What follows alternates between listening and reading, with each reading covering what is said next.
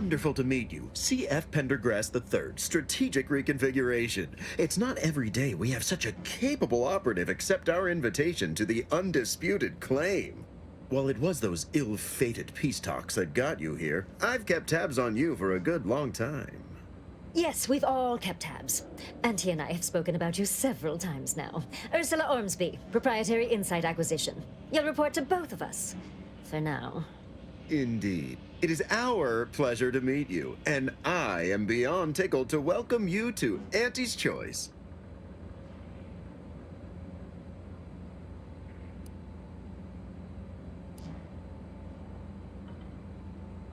The moment you decided you wanted more from your life, when you realized that Arcadia was an opportunity to forget what was before and join the winning team.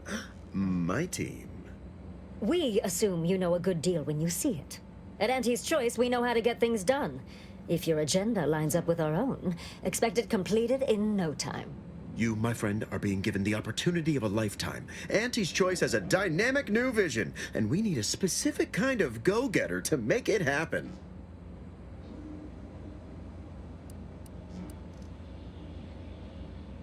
Presumably, whatever you were offered wasn't an opportunity to change the galaxy.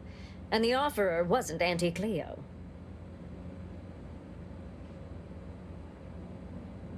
Be our eyes and ears, act as our emissary, and when necessary, dispense with any competition. I have a plan, a vision, that will change the course of Auntie's Choice. Yes, Charles, your vision. Created alongside myself, a team of researchers, slew of marketing experts, a moon-spanning computronic gizmo, and not least of all, Auntie.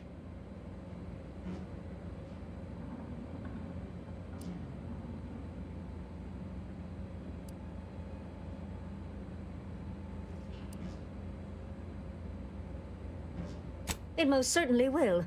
And the pay is the least of the benefits this opportunity affords. Wonderful! This is the kind of wily adventure and self-determinism you will absolutely not regret. Your first assignment demonstrates some of the very qualities we need. Something unexpected, or in truth, unprecedented, has happened at one of our repackaging facilities on Praetor.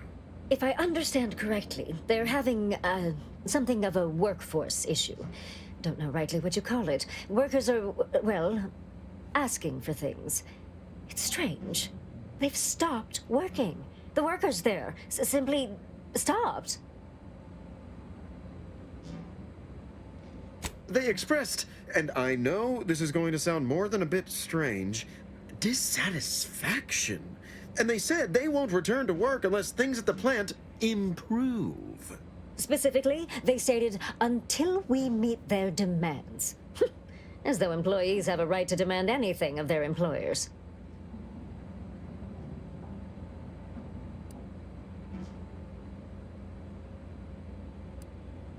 Negotiating? As in giving in to them?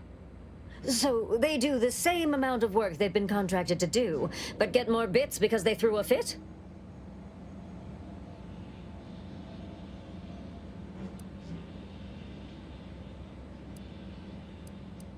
That would signal to workers all over the system that all they have to do to get more bits is hamstring Auntie's operations. No, Ursula, it won't, because we won't be the ones doing it. That is exactly why we've hired you as my brand new perturbation ameliorator. You'll solve the problem for us, and we will retain absolute deniability.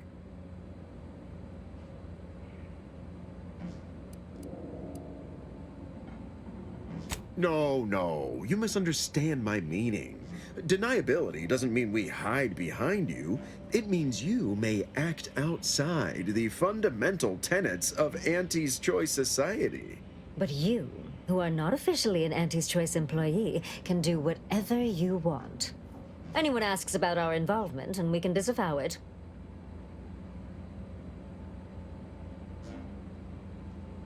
Wonderful! You'll go to Praetor, meet the plant's overseer, and mediate an end to this lunacy, which gets those ingrates back to work. I have zero doubt Auntie and I will be completely impressed by your efforts. Unless you disappoint, in which case I will disavow that statement.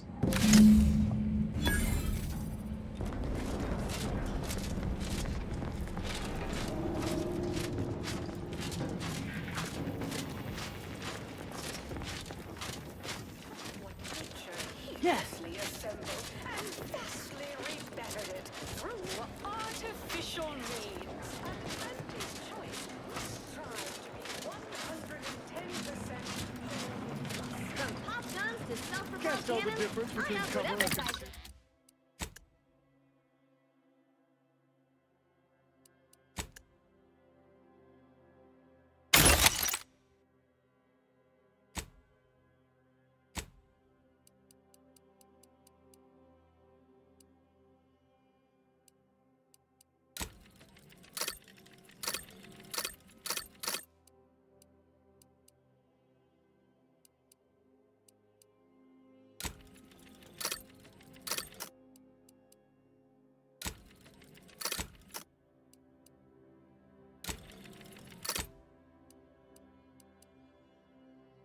As everywhere you need But to you make all need your a good problems set of armor faster. before someone succeeds in ventilating. conspicuous consumption of unavoidable embedded chemicals with Auntie's choice. An artificial life is a life that's sweeter. A life that's sweeter with Auntie's choice.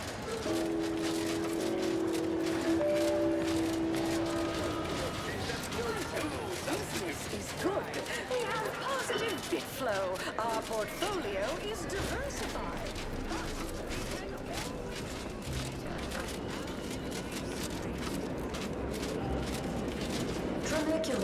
Tramicular.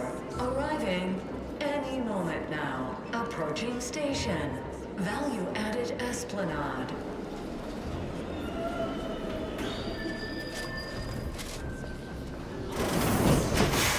Is assertive arbitration quite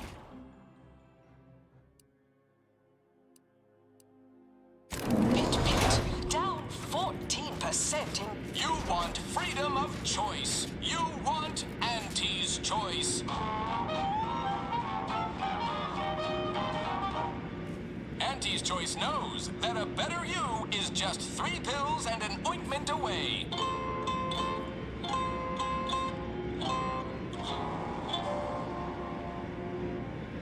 Why choose just any choice when you could choose Auntie's choice?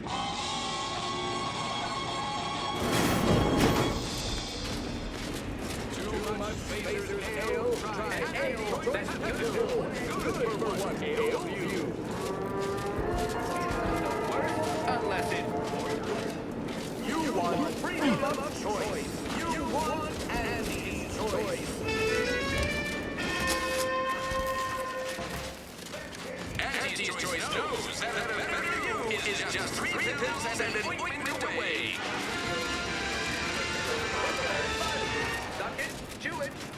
Why choose just any choice when you could choose Auntie's choice? Where'd you learn how to weld, anyway? Some fly-by-night. Too much Spacers Ale? Try Auntie's Choice Pep Pills. Good for what ails you.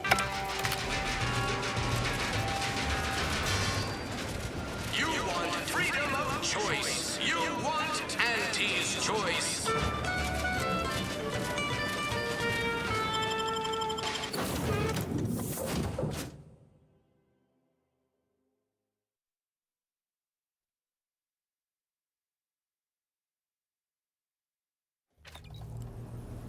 Have an update about that personal matter. You know, the one that might, end the universe. The other universe-ending thing. Back at Winter's Grasp, I found someone was continuing Anais, Sir Bujold's research.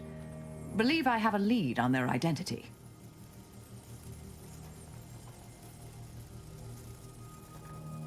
I wholly agree. I pieced together information from earlier leading to Golden Ridge on Dorado. Oddly enough, to the anchor hold at Matriarch's Mercy Monastery. I had Val set the location on our map. I recognize we're juggling multiple crises, but I'd suggest we journey there sooner than later.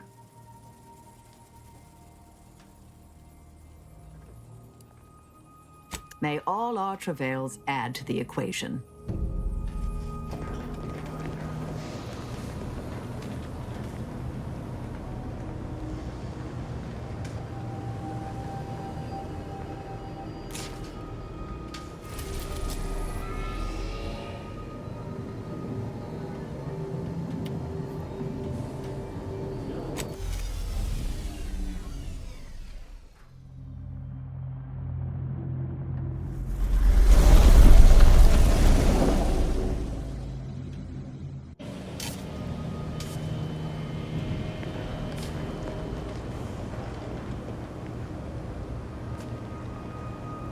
Commander, over here.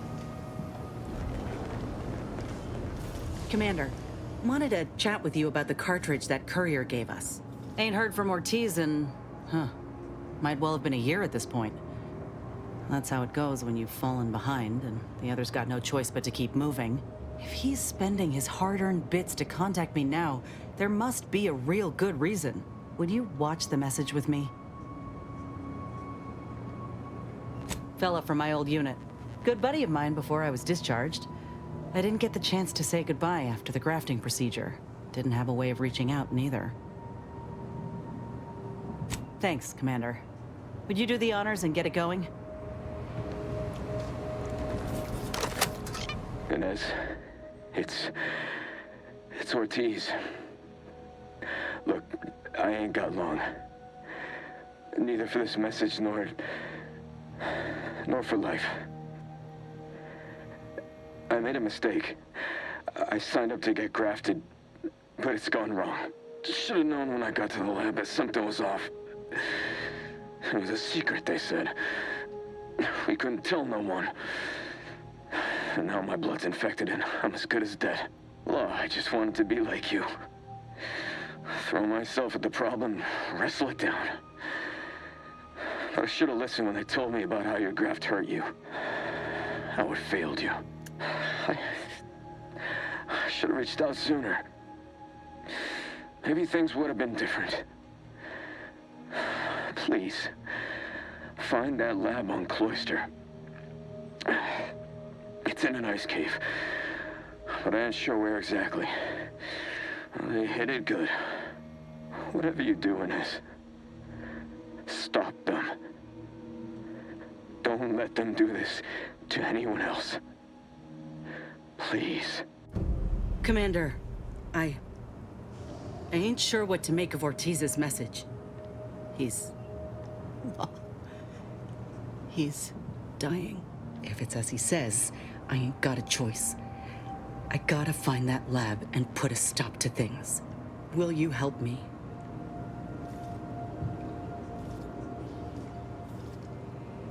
Thank you, Commander. Now we just need to find those ice caves on Cloister. We keep our lamps lit, we ought to find the lab without much of a fuss. I hope.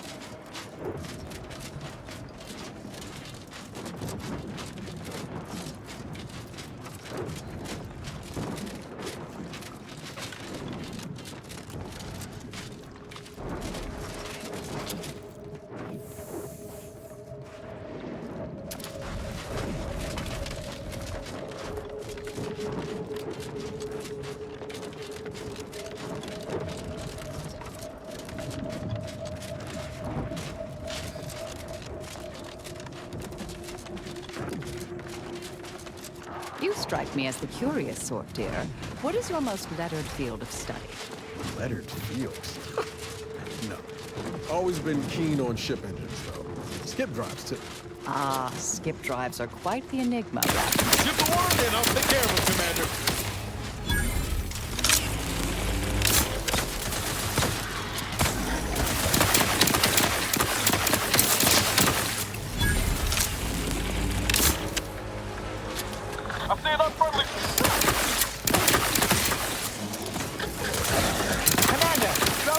your way.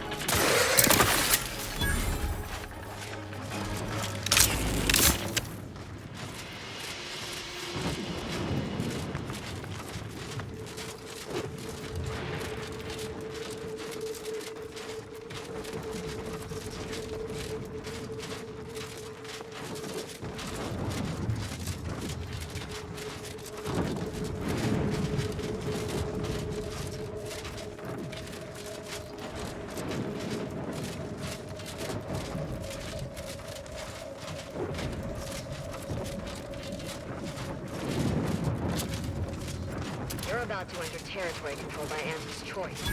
Act accordingly, or you'll end up as close friends with the inside of a Raptidon.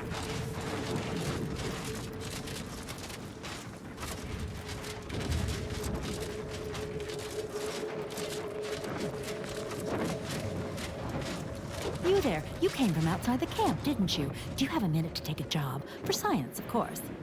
Interested in work, or was the allure of helping to advance science and being paid for it too much to resist? I'll get right to it then. I need someone to bring me a Gorvid egg. Stars! I'm glad to have found someone who knows not to waste time jawing when scientific advancement is at stake. Some people just don't know the importance of biological research. I sent my assistant off to the north with a tracking device, hoping he'd lay hands on a Gorvid egg. I desperately need that egg for my research. Could you bring me one? Oh, and bring back my assistant, too, if you find him with all his pieces still stuck together. He ain't much good for assisting in research if he's all torn up.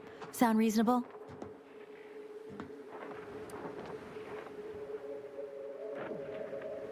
Which of my assorted critters would you like to know about? Gorvids are absolutely fascinating. A sort of simian-avian hybrid, extremely deadly.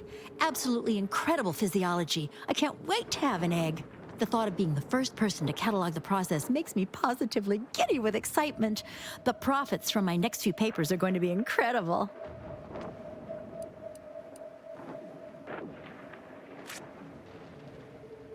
Guilty as charged. My job is studying which critters we can use to fight the Protectorate here on Praetor.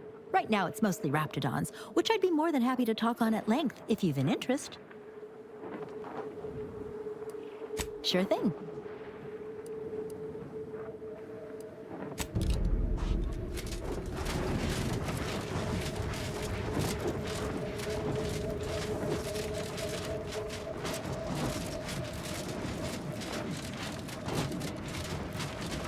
You know, I reckon half the corpses in here end up as Raptidon chow. Yeah, I miss little Chompy. I hope he's getting enough to eat.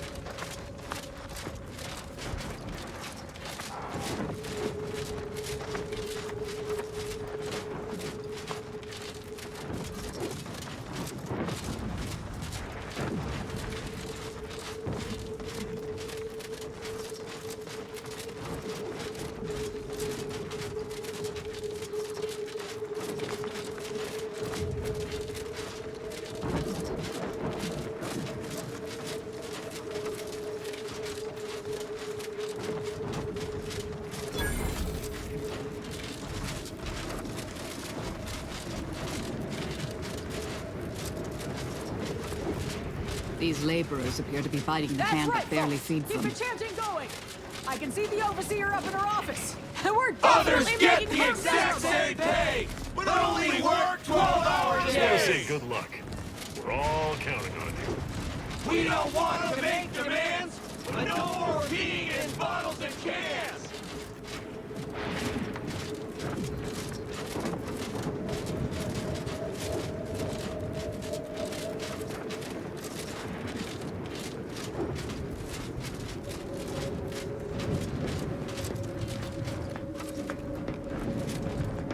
Yes?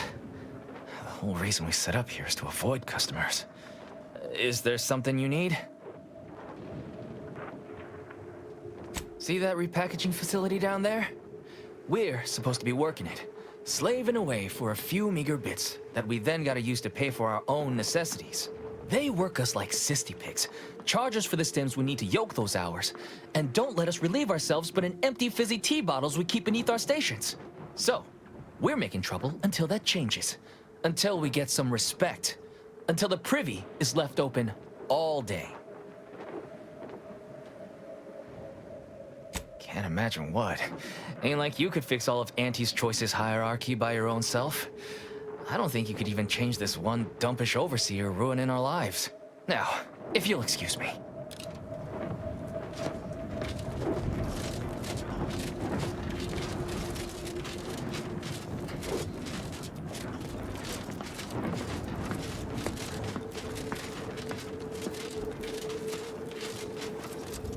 Sorry. Time is bits. This is time. Or are, that is.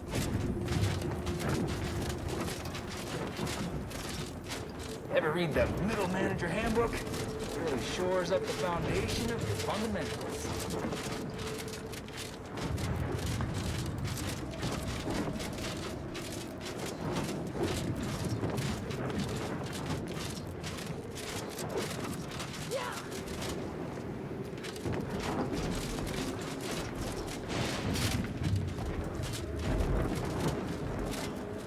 Working hard or hardly working? Working hard or hardly working? That's rhetorical.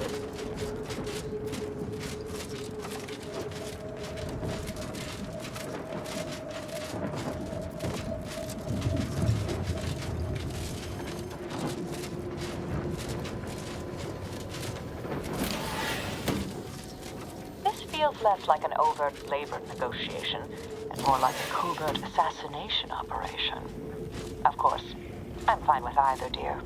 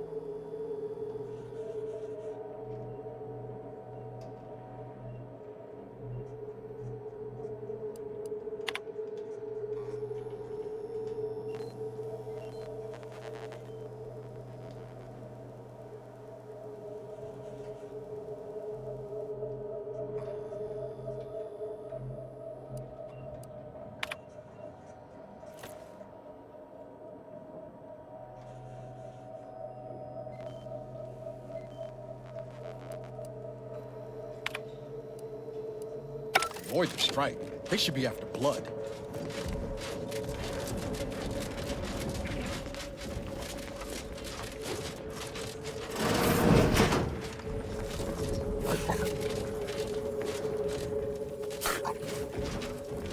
Welcome to Auntie's Fine Product Revitalization Center, where we create tomorrow's brands today.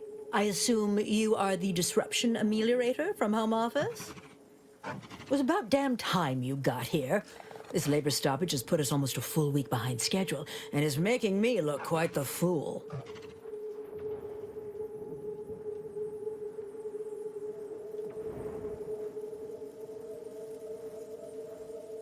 Some ne'er-do-wells have incited our workers to halt all work. They've taken to making demands and carrying on about basic dignity and human rights. It should go without saying that such flights of fantasy have no place inside Auntie's Choice, and if we were still in Tau Ceti, they would face grave consequences.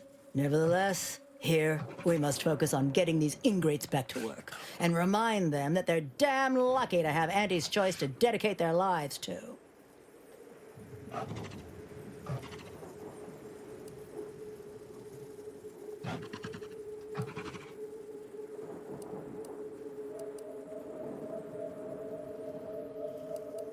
You're asking me?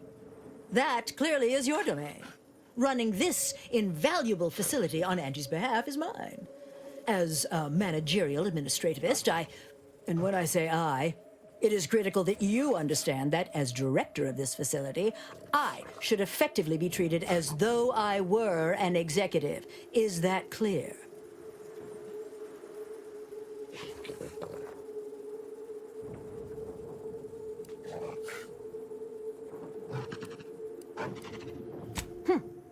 Well, there's no call for rudeness. It's unnecessary, unprofessional, and distracts us from the important business that I have the direct authority to dispatch you upon. This plant relabels dated items with new Auntie's Choice trademarks and slogans. It is critical to keeping revitalized products on the shelf for consumers hungry for something new. So, the workers may be unhappy, but they must realize their comfort is a distant second to Auntie's delivery schedule. Or in short, they need to get back to work.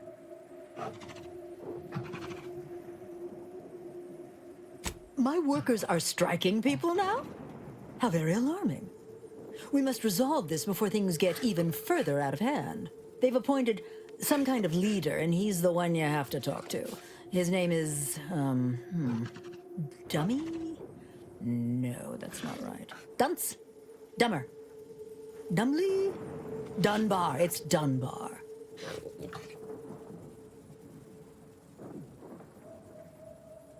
If I'm honest, my gaze is purely focused up the ladder, not down it.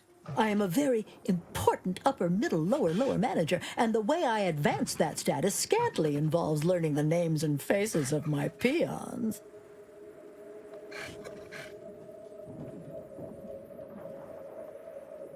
Their value is in providing their minuscule contribution to this mighty and prestigious corporation. And by providing their maximal effort, they allow me to ascend, vacating this position so that one of their undistinguished masses can fill it, thereby becoming distinguished.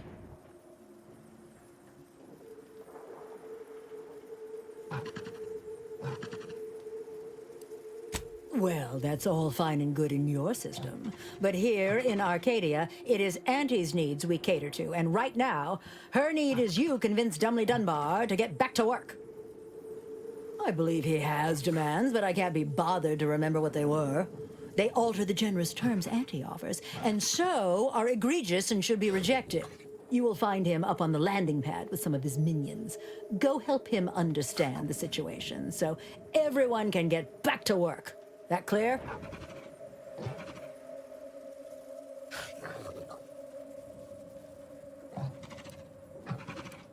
Yes, well, I'm sure you'll manage. Auntie has faith in you, therefore I shall too. Best of luck to you. Remember that your actions don't just reflect on you, you are also representing me, which is to say, you are also representing Auntie. Do us proud.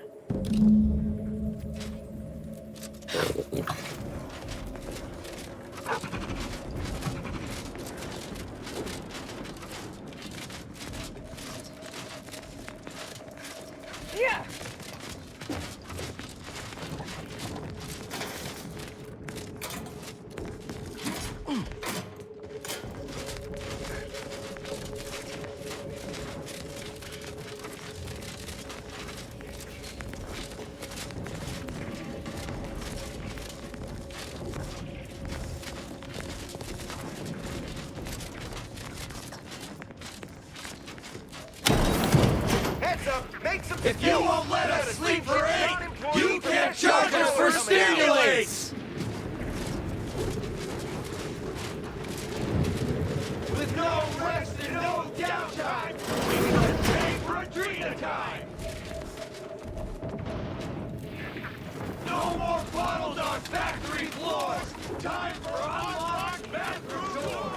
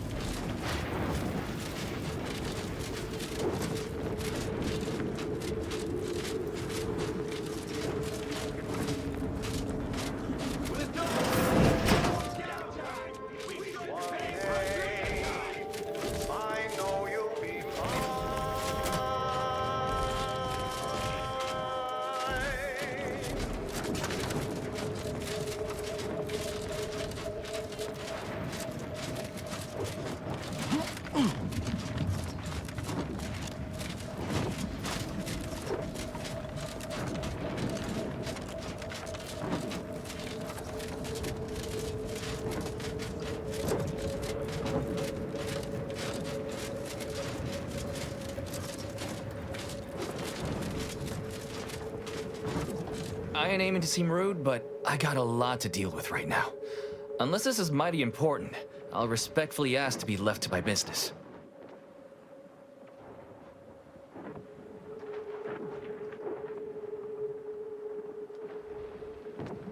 Settle my complaints? How exactly you planning that?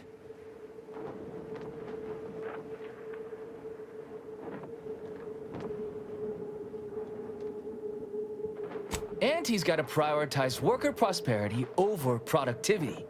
What we've got now is poor labor retention techniques. What's going on is, remind me again? An inhospitable occupational environment that ignores worker safety and health concerns. Right, that.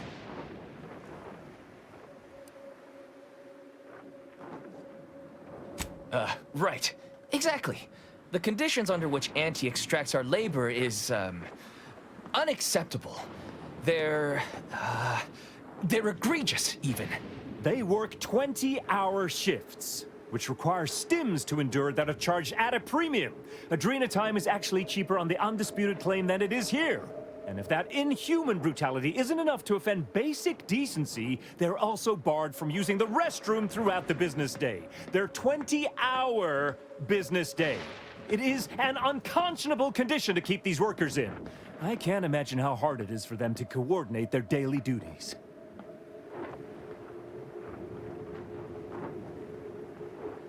No, I'm just a fellow underling suffering the corporate grind who saw the plight of these poor folk and needed to help them make a fair and reasonable deal. That's right. Leo has been an absolute wealth of what's what. Without him, we would still be toiling under the yoke of oppressive undervaluation due to monstrous mismanagement. Right, that.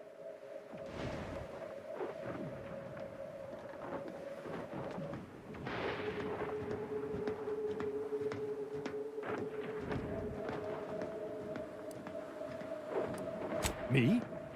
Why, my only motivation is... Now hold it right there.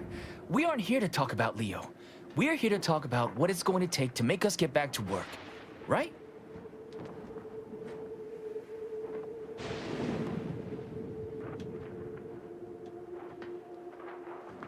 Our shifts need to be reduced to 12 hours a day. 4 hours of personal time ain't even enough to rest, much less get any actual living done. Second, if we gotta work those long hours, we want free Adrena time. Bad enough it's making everything taste like we're non-nicopaths. Having to pay for the pleasure's too far. Finally, we want all-day bathroom access. Expecting us to fit our necessities into the same 4 hours is just mean. Plus, between us, most folk ain't, if you get my meaning.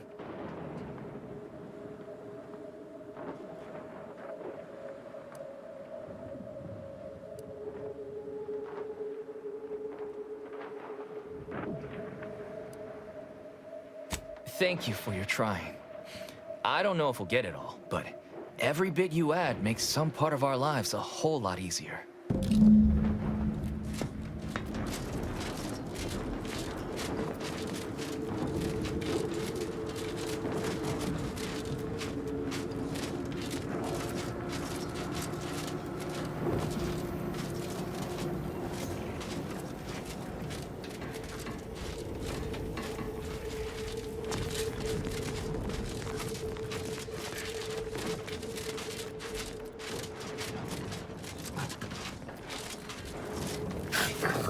Welcome back, Ameliorator. Did you make contact with workers? Do they understand that this stoppage is madness? Are they ready to return?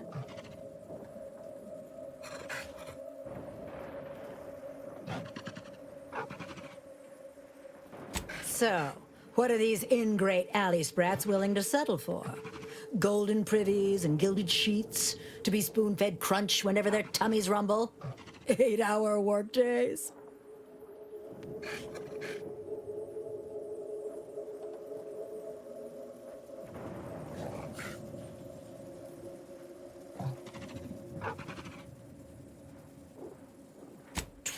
Hour? Are they mad? What are they gonna do with the other half of the day?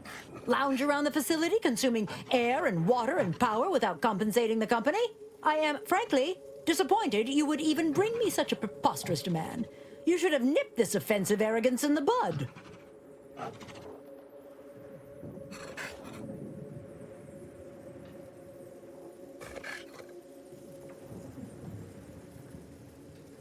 I suppose that's true.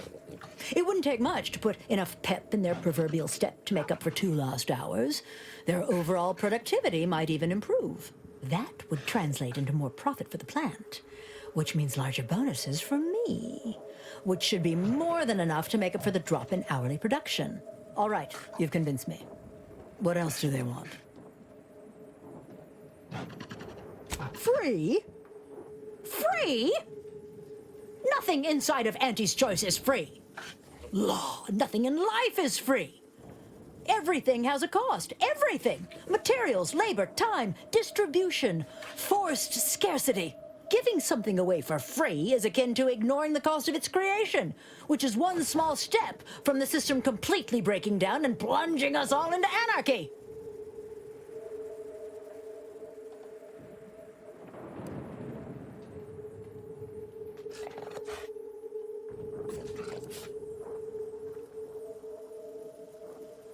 What in the void are you talking about? My greed is certainly doing no such thing.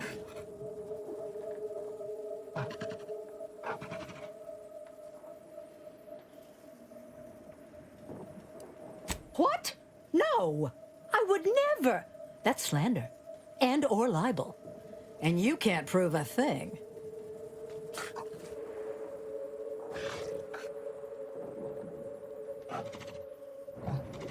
Well, fuck. That's quite the rub, isn't it? All right, what do you want?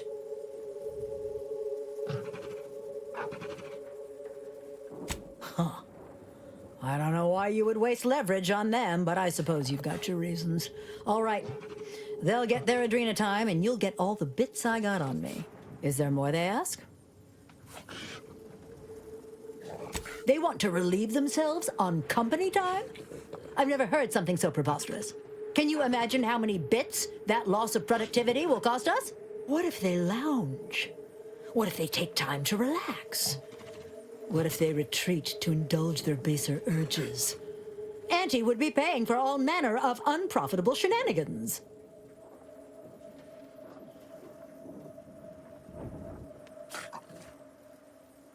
Somewhere? Oh, that actually explains the odor in storage room 3. I never imagined they might be... I'll get the door unlocked immediately, and cleaning crews dispatched. What more do they want? Very good. Ha! I was going to say very good, but that would be downright farcical. There is nothing good about this situation. Please, just resolve it as quickly as possible.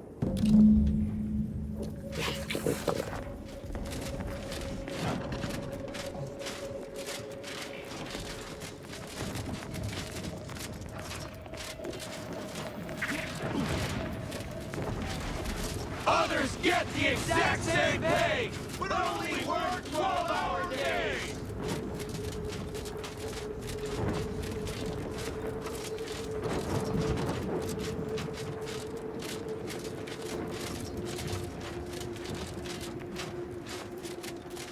Hello again. Do you have news for us about the negotiations? That's as fine a place to start as any. What did that tyrant have to say for herself? She willing to see reason?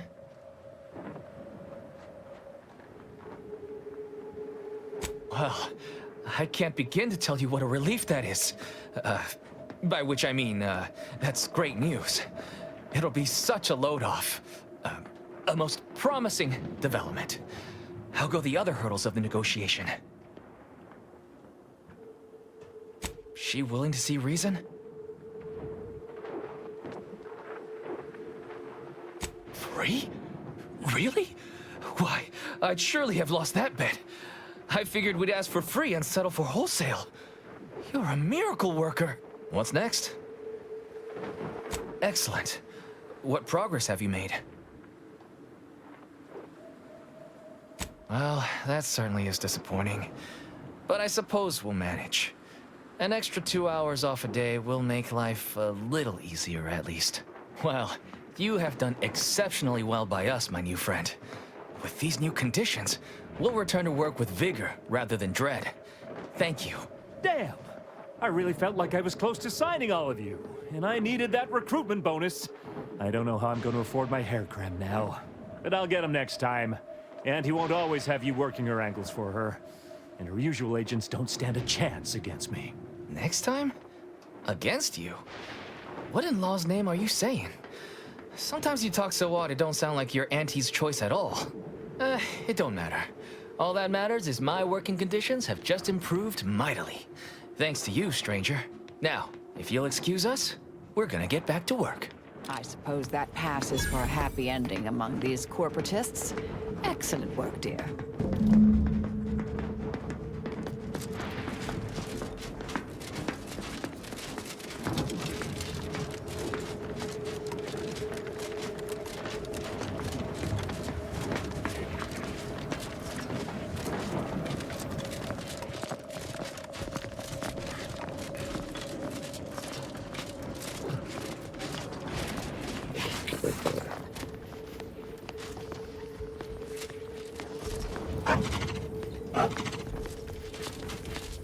The workers have returned and production has resumed. Wonderful work, our disruption ameliorator. I do wish it had gone more smoothly, but I understand you did what you must. I have already informed the Home Office, and with it, put in an extra sprinkling of mild praise directly with Auntie. She will, no doubt, be excited to learn of my approval. You may tell the executives that dispatched you that you have done an adequate job. Under my keen supervision, of course.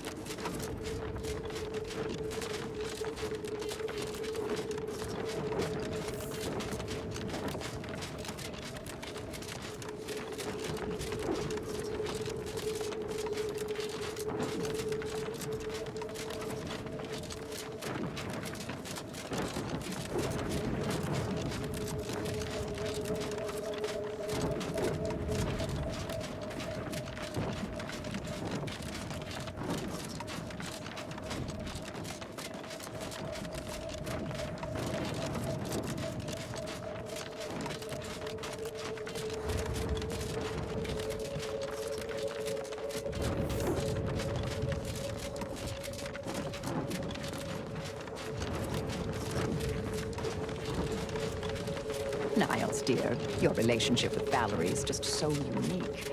I've never witnessed such a close connection between human and automech. Val was there for me through my worst years. Kept me blind, straight, and level. I did the same for her, in a more personal sense. We've always been able to count on each other. That must have been nice, dear. Counting is integral to our entire way of life in the Order. Strength in numbers, right?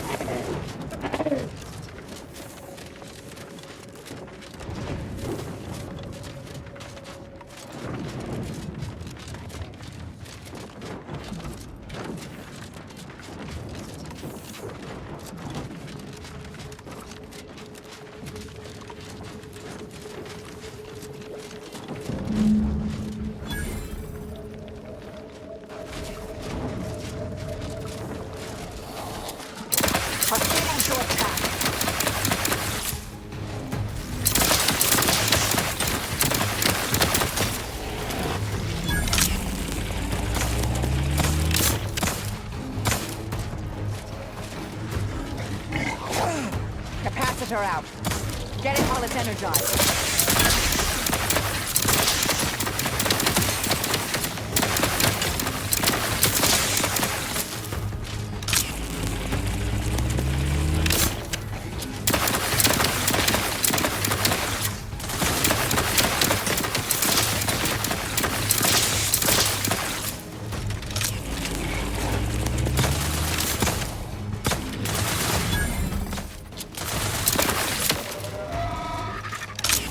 Energy cup standing by to stupefy.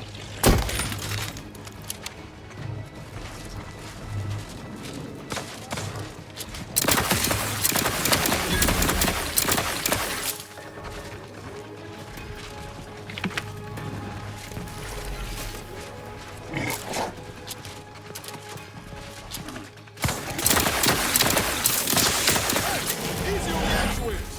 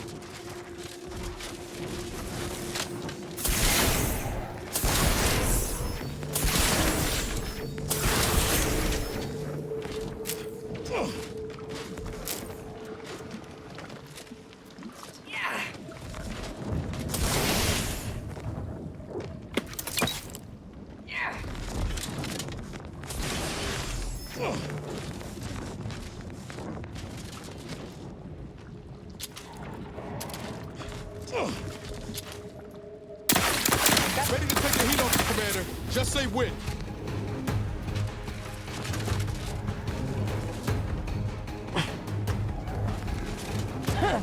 Capacitor unit away. Recharge before it discharges.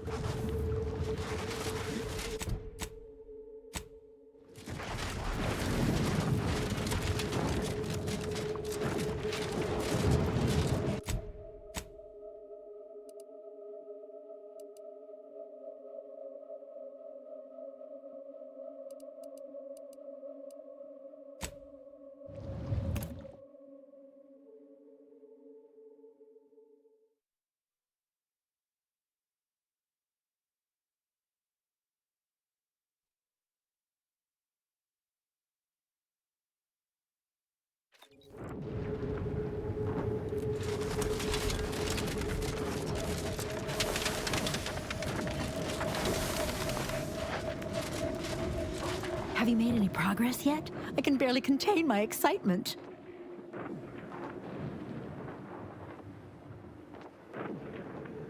That's unfortunate, but I'm sure he died doing what he loved, helping me do science. Here's your reward. You've certainly earned it. Now, back to my lab. I'm going to get so many papers published. Every biological researcher will know my name. There's going to be statues of me.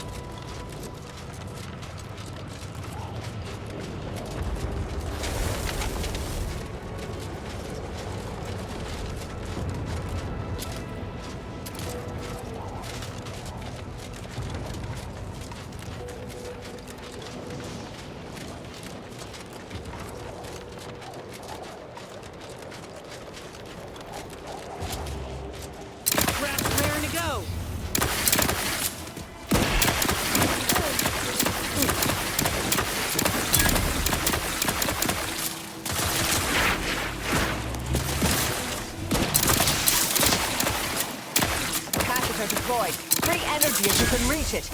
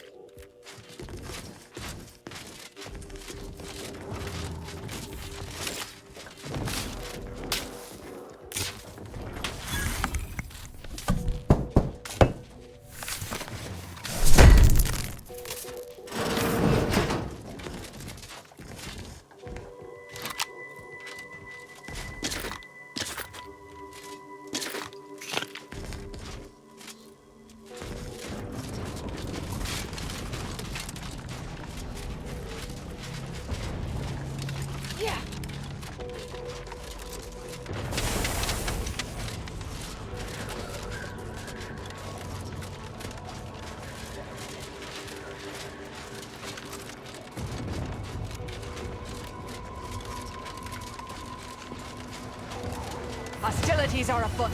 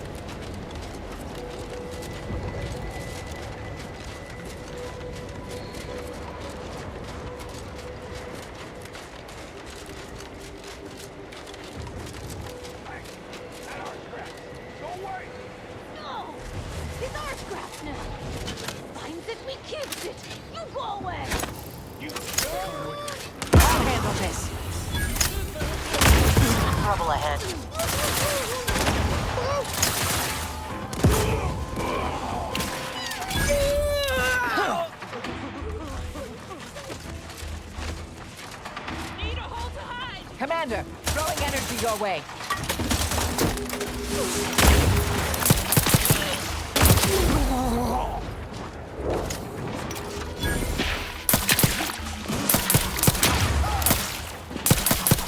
Don't be.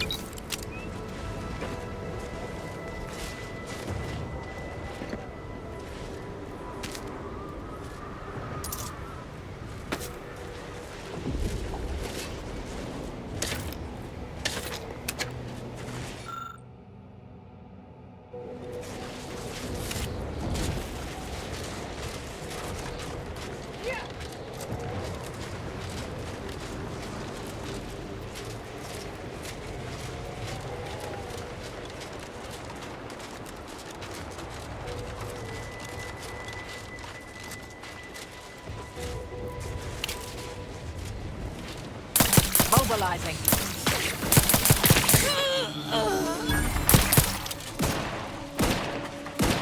Craft's back in business.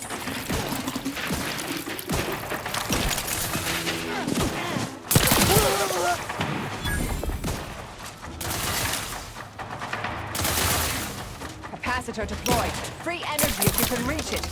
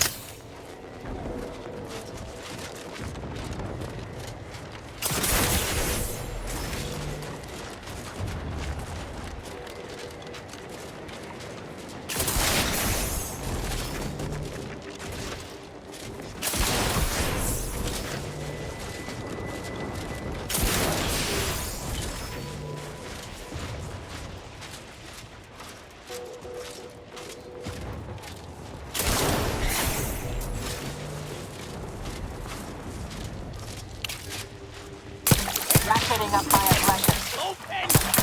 Listen, my hammer, and open!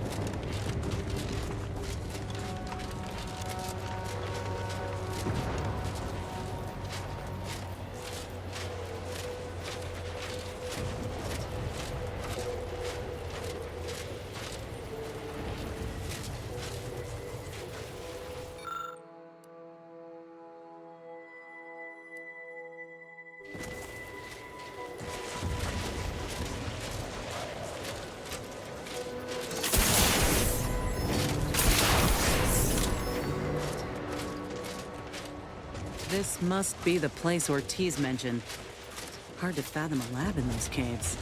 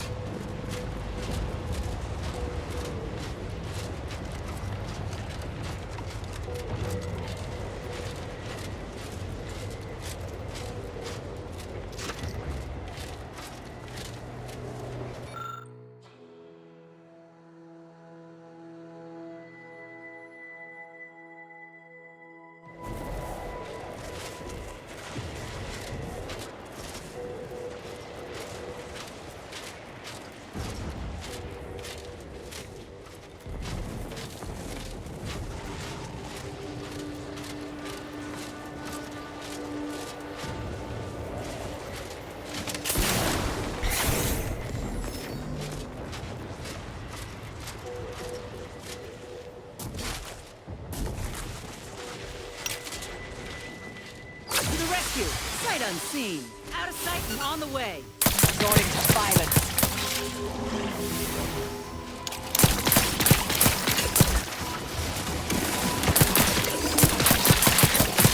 Capacitor unit away. Recharge before it discharges. Go for multiplication.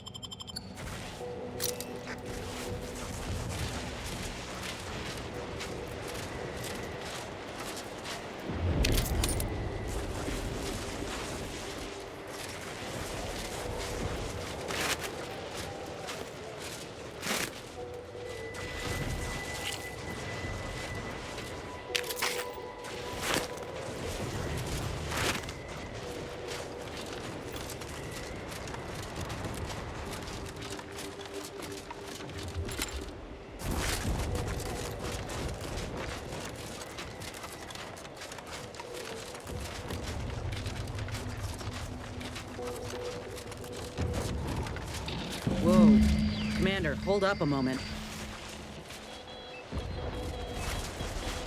Are you hearing this? It's some manner of distress signal. Encrypted. One of Auntie's, I'm certain, but this one ain't entirely familiar to me. Can't unless you have an Auntie's Choice patented codebreaker on your person. Reckon we'll need to find the signal's source. If it's not to do with the lab, I'll be damned. We should press on.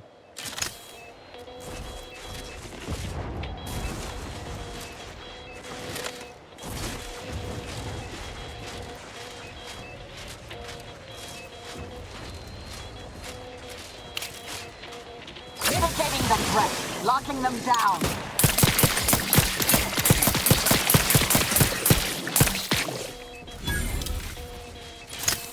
Capacitor out. Get it while it's energized.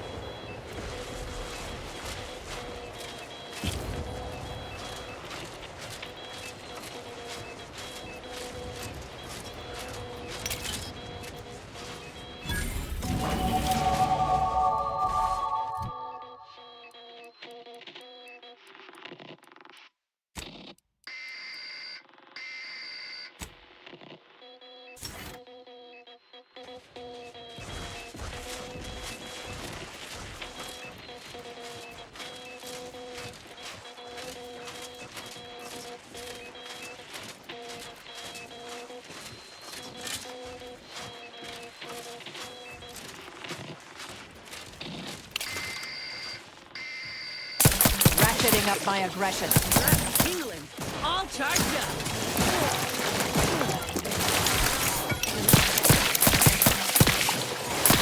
Energy capacitor out. Energy is up for grabs.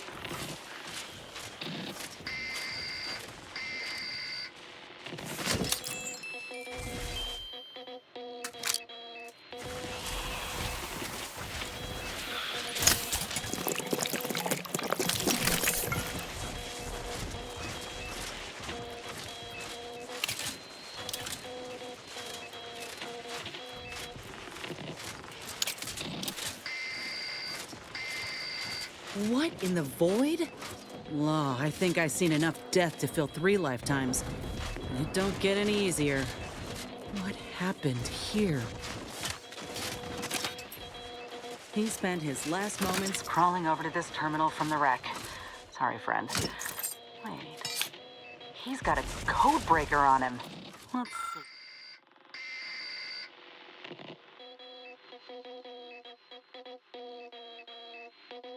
Let's see.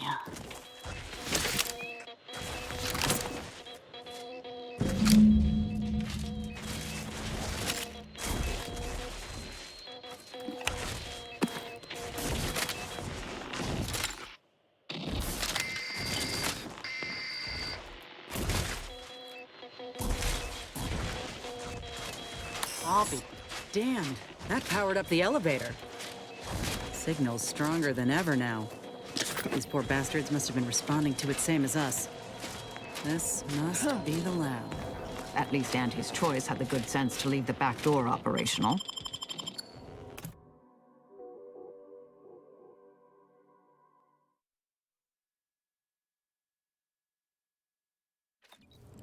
Hello? Is anyone there? I have been signaling for help incessantly. Come quickly. I'm trapped in my office, by the foyer. The others, I fear they might have lost their lives at the hands, claws of escaped beasts. Mind yourself. That's him. That must be the doctor. He's got no idea an entire squad died trying to fly in here and save his sorry ass. That's assuming he'd care. I'd give that roughly a 1 out of 10 chance.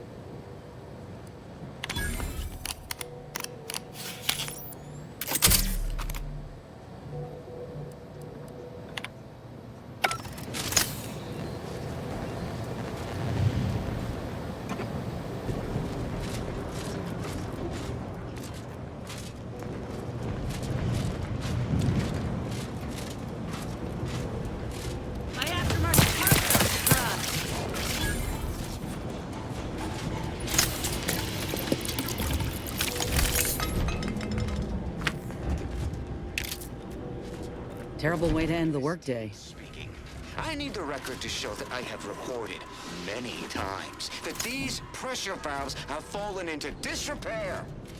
Only to be ignored each of those times. And now I'm out here in the voided cold, attempting to stop this leak from getting worse and... What was that? Stay back, creature! Blast that doctor for locking the gadget in the gun safe! This is when I need it! Maybe...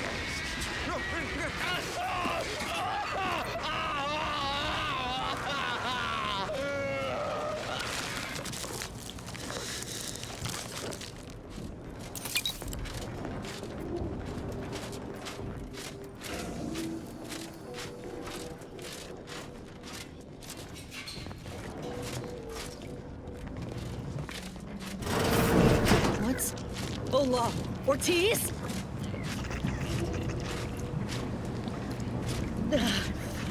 No. No, it ain't him. I thought... Commander, help me make sense of this. Uh-huh. Now I extra want to kill this scientist.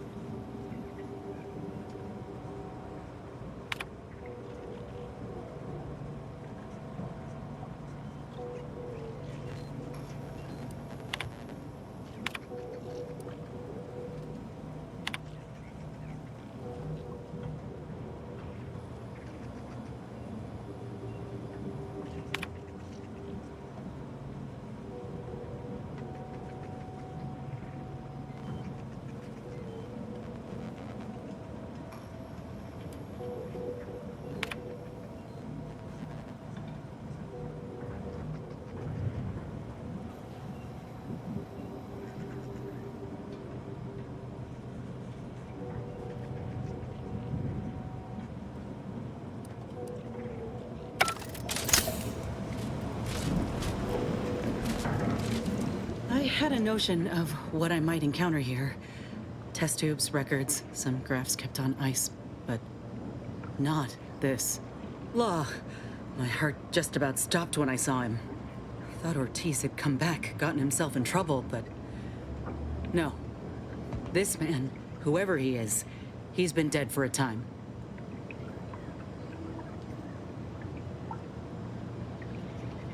They did this to another person?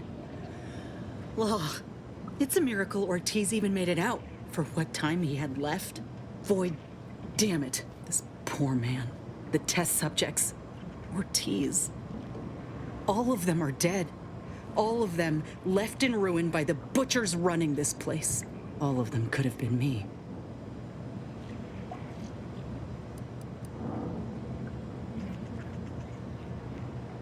Saying what, exactly?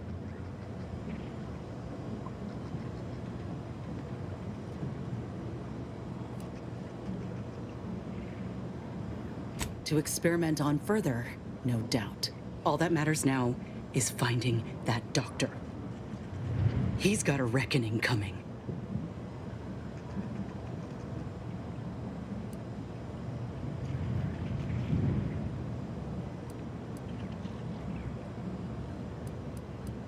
My aim's steady, if that's your concern.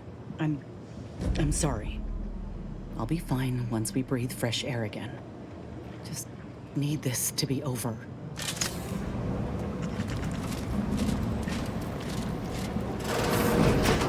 Over here! These beasts have me pinned down! Handle them straight away, please! I cannot let my genius be wasted here! Boy, damn coward. We'll see how you beg when we're face to face.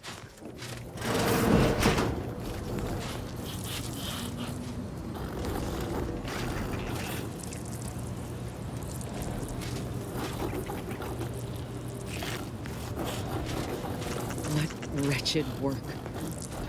Poor creatures ain't got an idea what's in store for them.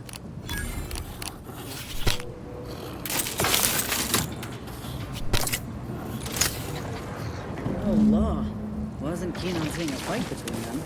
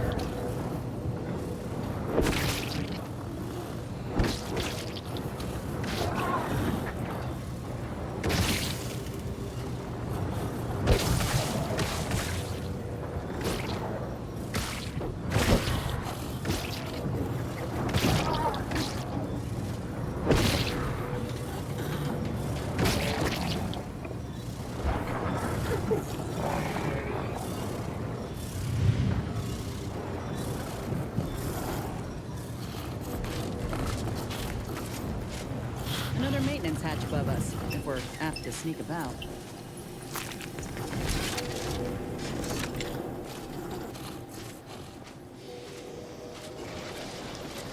Getting past those ursopods won't be easy.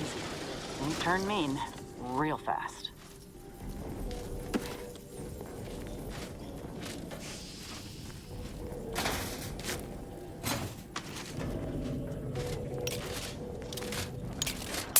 I'll handle this.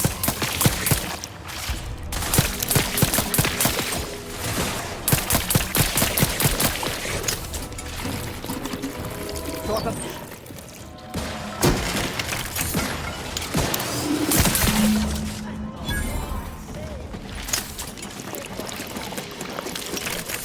Nobody intercepted my distress signal.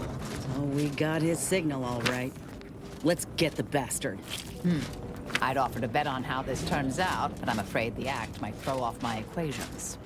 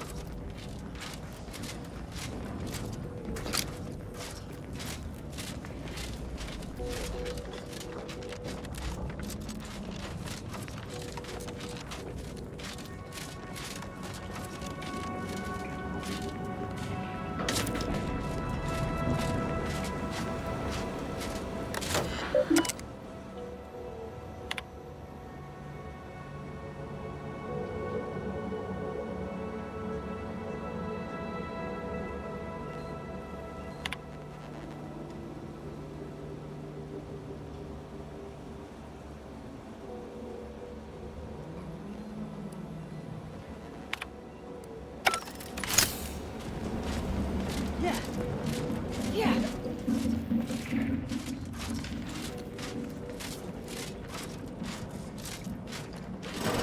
There wasn't a person alive who could best the matriarch ursopod.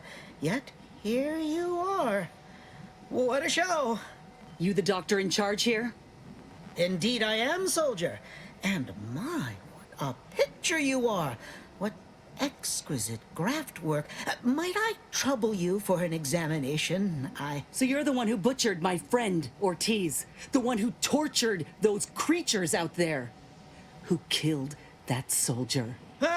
What's going on? I don't know any Ortiz, I swear it. I'm just a doctor. Please, don't shoot. Records? I don't know of any such... Oh, bother. Fine, yes, I did complete a procedure on one Trooper Ortiz, along with 2 others. He eagerly offered himself up for this project's first human trials. Rather hasty in hindsight. I know what you're thinking. Yes, the grafting program was officially shuttered 6 months ago. That was not a lie. But I thought it a shame, and it seems I wasn't alone in that. I was recruited for this unofficial venture soon after. Don't understand the need for secrecy myself, but our sponsor demanded it. I dared not ask too many questions.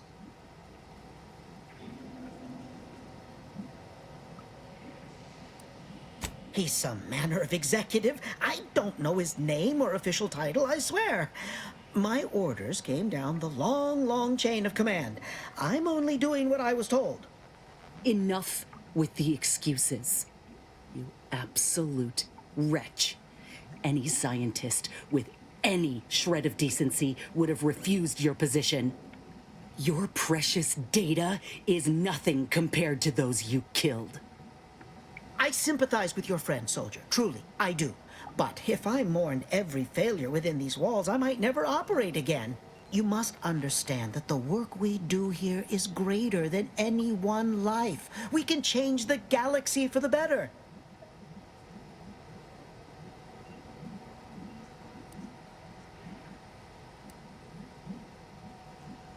If you require convincing that my experiments have led to many breakthroughs, witness me.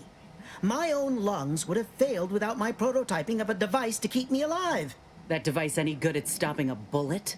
Enough with the threats of violence. Listen here, if you choose to brutalize me, all of my research and knowledge will be gone, forever. The suffering you've seen here will be nothing in comparison to the suffering I could prevent. Do you truly want to be the one to stand in the way of progress?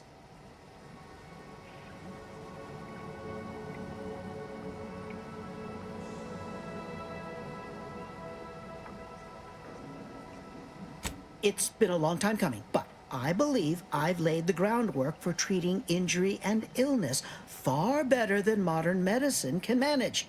We are on the precipice of regrowing limbs that have been lost in accidents, reversing brain trauma, nerve damage, mayhaps aging one day. It would be a boon to humanity and a boon to Auntie's bottom line.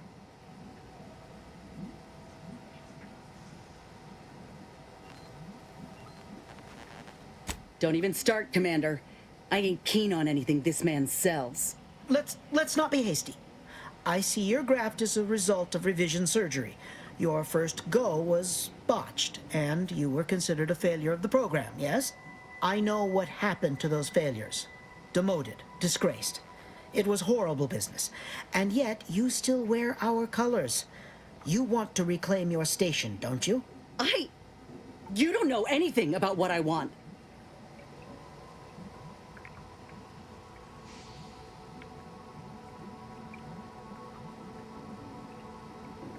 I wish I could agree with you.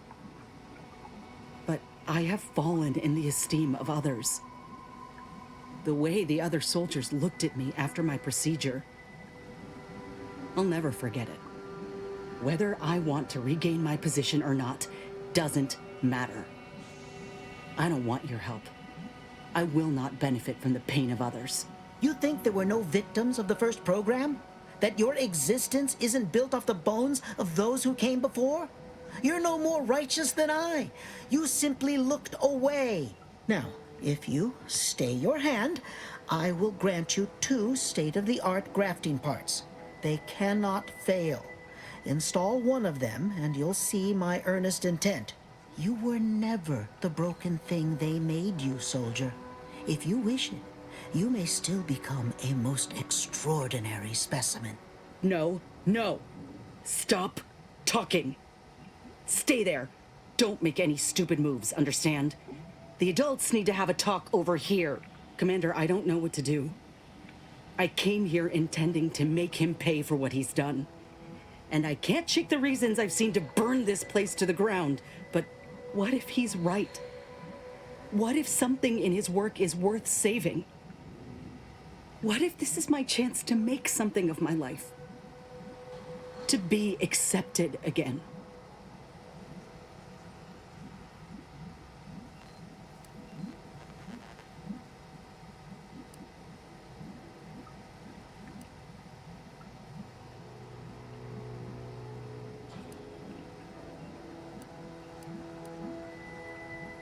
You and I are in step with each other on that account.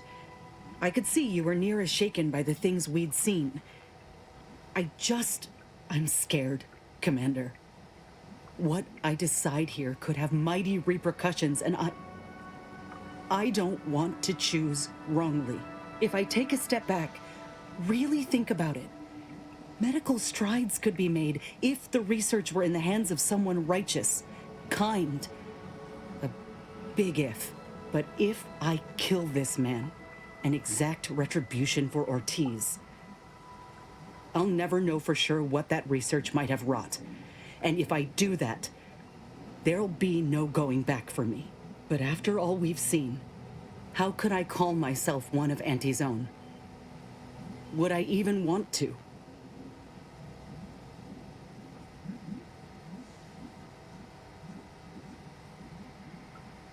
No, it's not. I was fooling myself thinking otherwise. What?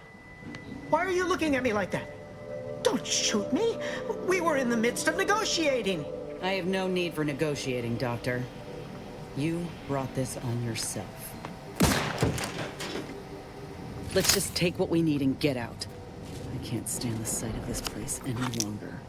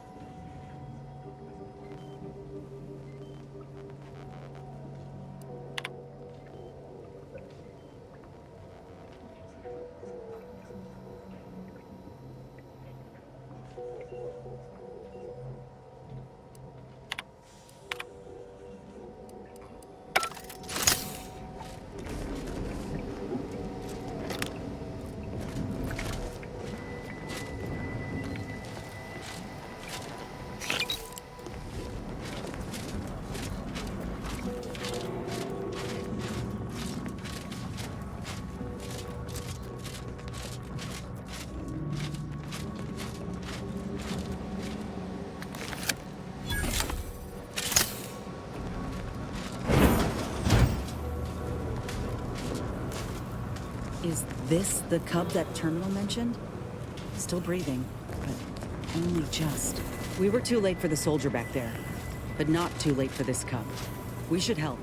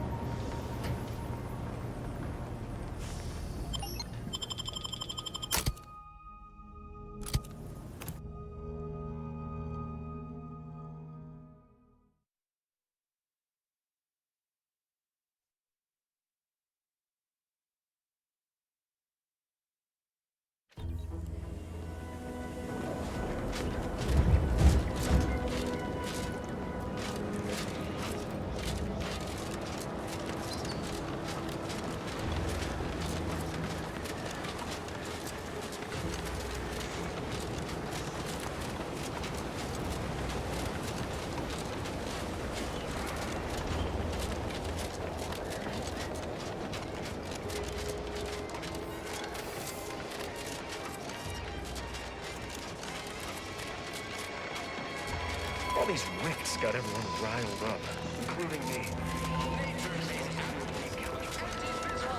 All eyes were on that protectorate station when it launched off Coral. It would have made the perfect modern building. Yeah.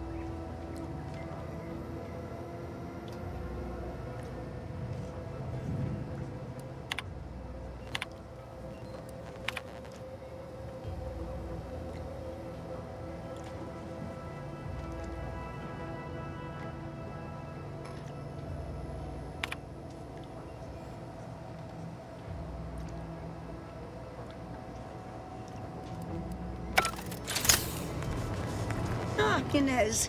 Have you come back for a tune-up? I've got just the injection for that. Freezes those pesky muscles right back into place. No, yeah, a tune-up sounds good. I got a device that might help stabilize what I got going on up on the shoulder.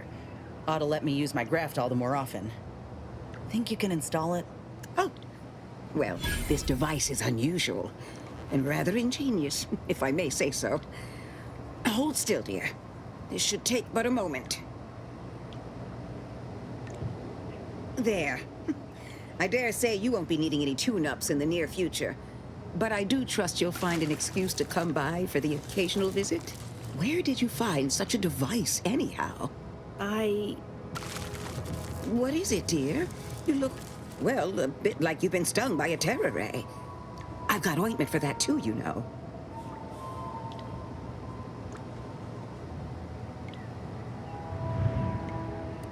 Whatever do you mean?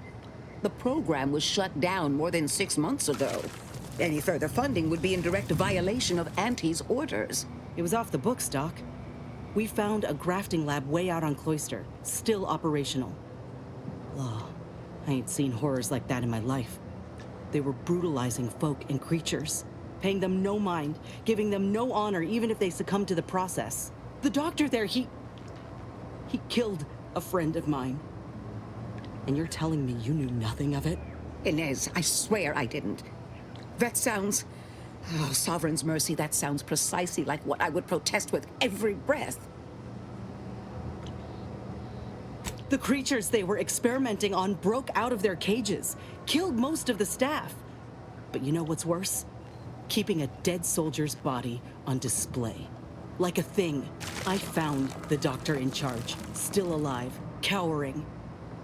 I killed him, and let his sick aims die along with him. There's no good that can come of his work. Nothing. But this ain't the extent of it, I fear. I need to find out who's responsible for all this. Oh, Inez, I know you do. But with the program officially shuttered, it would be awfully difficult to ascertain which individual has the pockets to fund such a... Wait. Yes, that does shed light on a correspondence I received recently.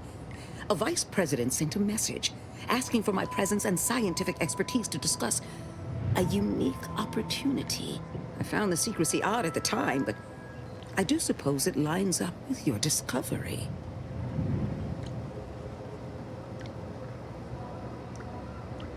His name is Willard Conan, VP of Experimental Operations. The very man who was in charge of the grafting program at its inception. He's... Oh, I know that look.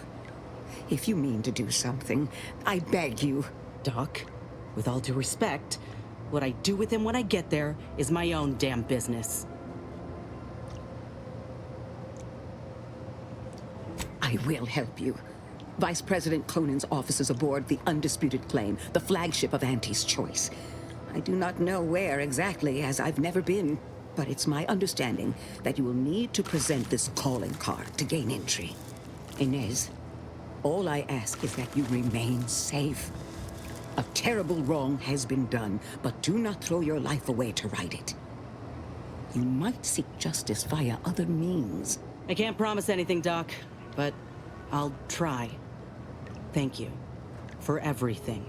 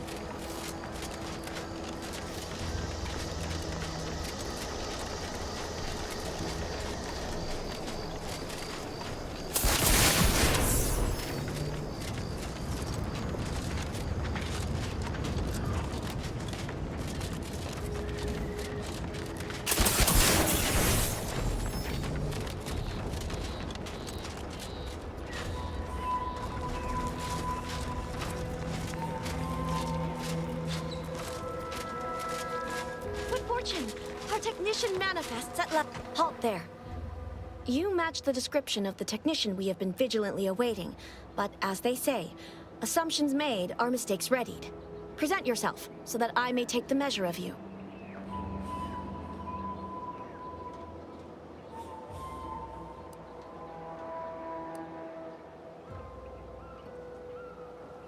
What?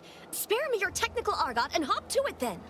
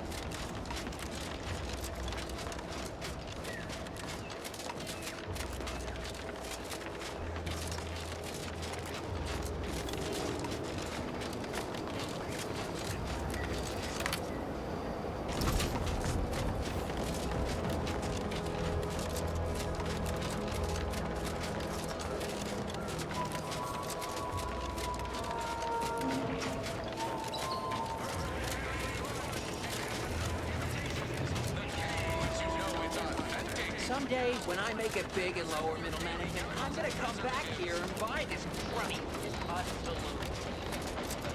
I'm trying not to fret about these rifts.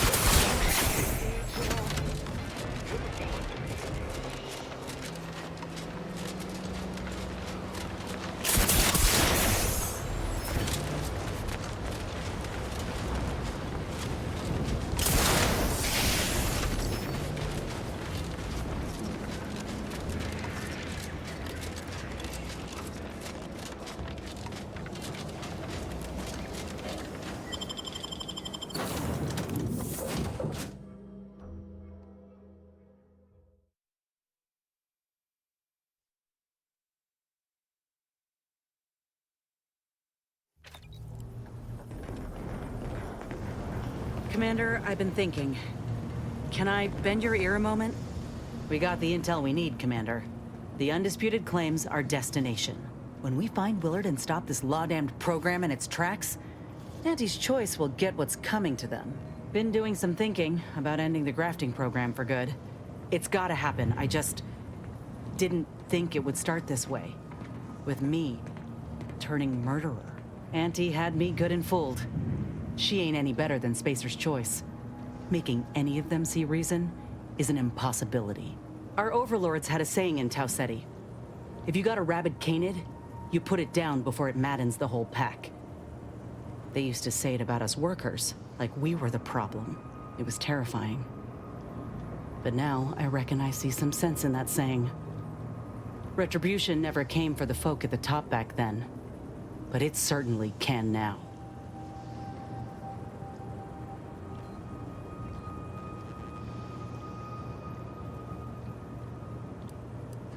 Good thing I've already gotten started then. I wonder if this is what Ortiz had in mind when he sent me that message. He trusted my judgment, knew I always aimed to do right by him and folk everywhere, but he also knew both of us had been lied to when we joined up. The notion that our taking extraordinary risks would pay dividends. Do you think he knew this would be the final straw?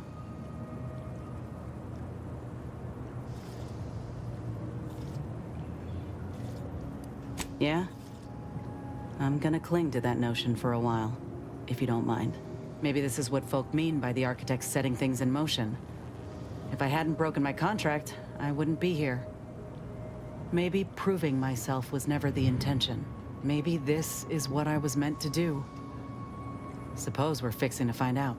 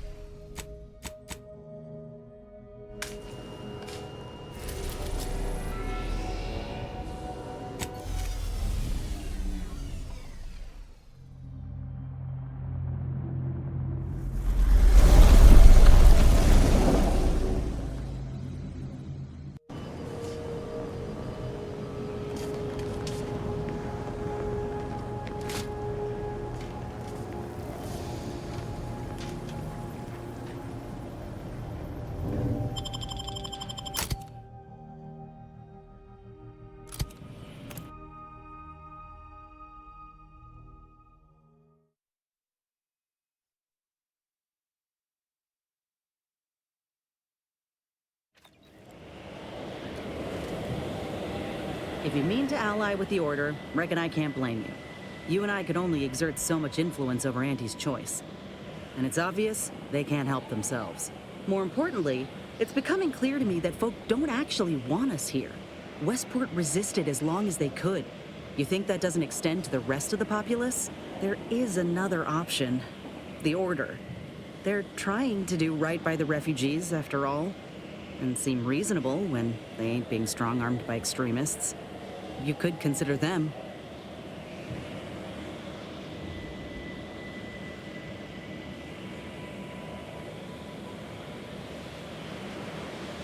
Transition of power will be smoother anyway, if this war's anything to go by. I'm glad you're considering it.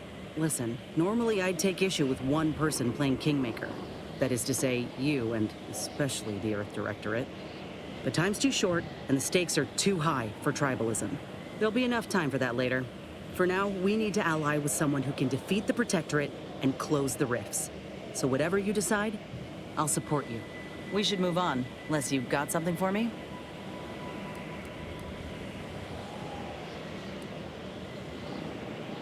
If you say so. Try not to get into too much trouble without me.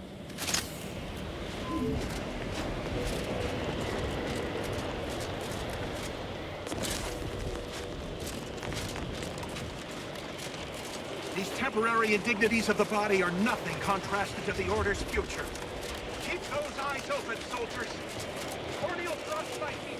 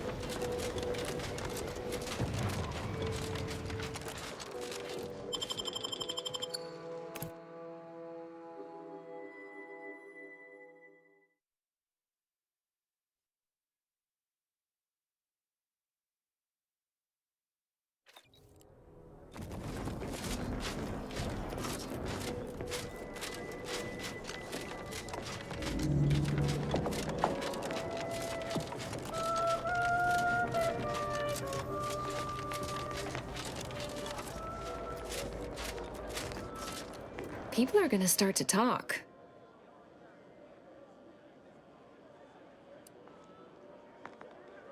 Aren't you reliable?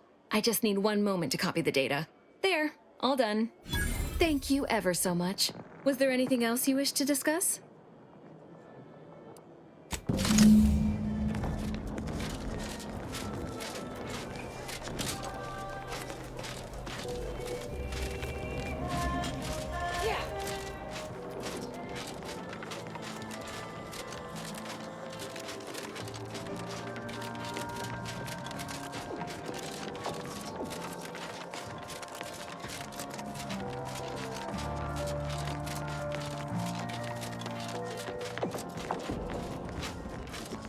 I look forward to the reclamation of the Hyperion web. Hopefully you shall facilitate that. Now, how might we be of use to one another? Yes! Excellent! Take that, reductionists! Your horrid little surveillance devices shall finally be used for what their purpose should have been! Don't tell anyone about that outburst, please. Here's something to keep you quiet.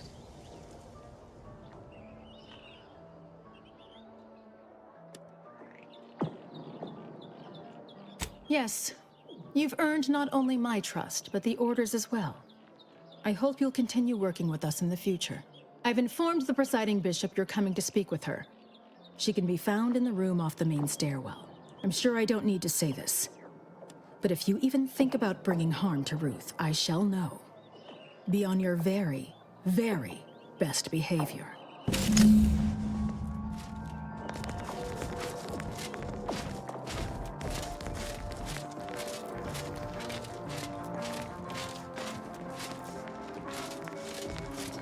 Ah, you've made such progress moving us toward an Order Anti's Choice alliance. Everything seems to be going according to the plan so far. But we approach a critical juncture. When you go in to speak with the presiding bishop, please raise the issue with her. I assure you this is the correct thing to do. For yourself, for us, for Arcadia. If you continue working for the Order alone, it will likely burn any possible bridge with Anti's Choice. So this is our last and only chance.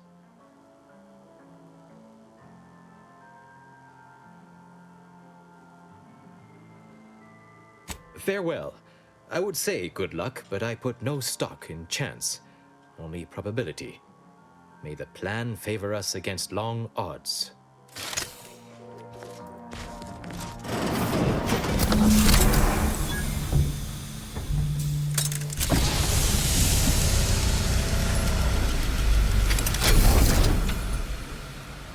The Order has always proclaimed patience as a virtue, but I am pleased my waiting is finally at its endpoint. For so long, you have only existed as numerical values on a chart. A bright star in a constellation of possibilities, as it were. Now with your arrival, the Order nears the totality of its goals, provided you are willing to stay aligned with our cause.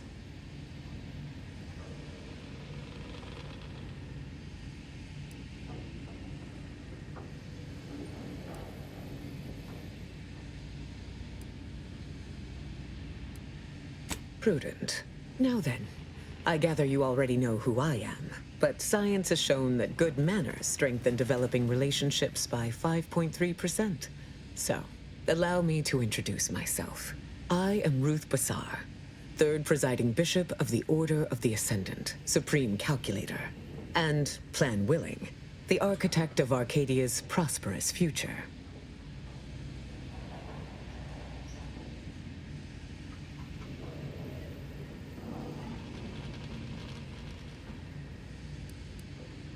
My sensory deprivation chamber.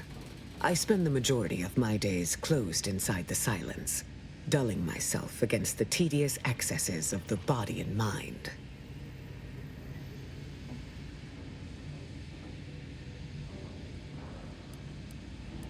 Want no longer factors into my decisions, but I can see how that might confuse one of such spirited bearing. I am using the chamber to prepare for a test of significant endurance. I think it best to leave the discussion there for now.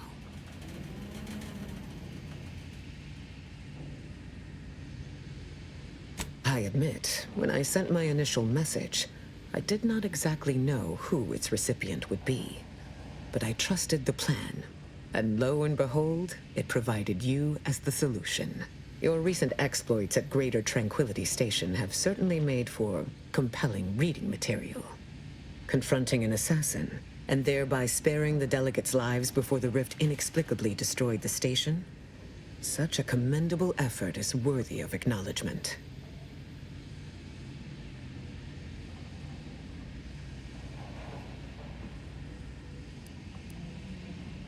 Sorry to disappoint. However, there's something of even greater import we must discuss. It's recently come to my attention that secret communications have been exchanged between Laplace's garden and the undisputed claim. Do you know anything about that?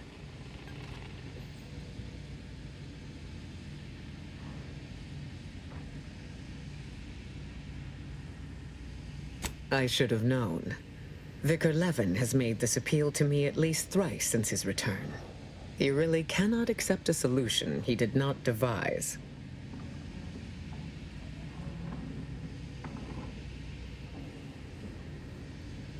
Wise enough to recognize the perils, too. But the right course often involves remaining open to new possibilities. I will put the question to you one final time. Are you certain you would rather pursue this path than work exclusively with the Order? There will be no future option to reconsider.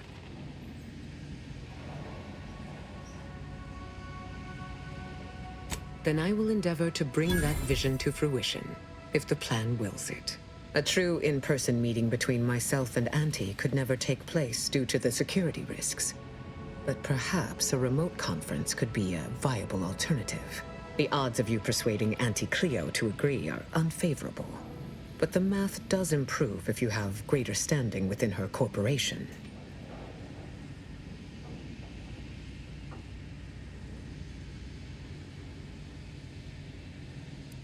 Everyone serves a function in the plan. The sooner you make peace with yours, the more effective you will become in the execution of your role. Once you have met with Auntie, instruct her to send me a communique.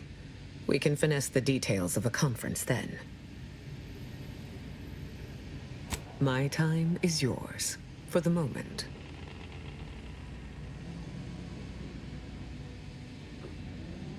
Oh, the Laureate Council simply draws a name out of a hat.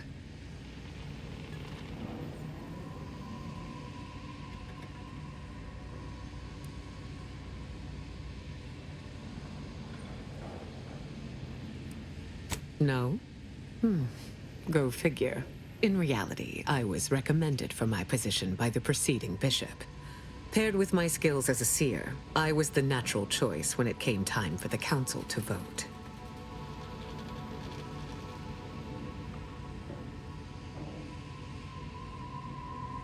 My predecessor, Presiding Bishop Orlo, and I had a close working relationship. He knew I possessed the skills and temperament for the role. I counted him a friend. Orlo shared with me his doubts about the Order's partnership with the Protectorate, the compromises made. He had many such regrets at the end of his life.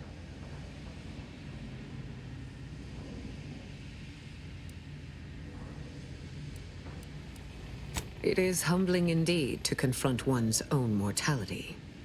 We must all assess our individual contributions to the plan before the final class lets out.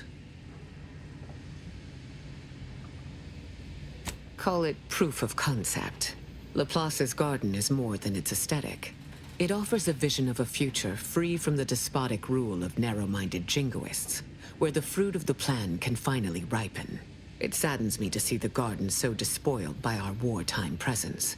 But with the loss of Spirton, necessity dictated we quarter here in the interim. May you achieve progress in accordance with the plan. Failed to cite her work completely. I worked with Presiding Bishop Orlo, you know. Now there was a serious scientician.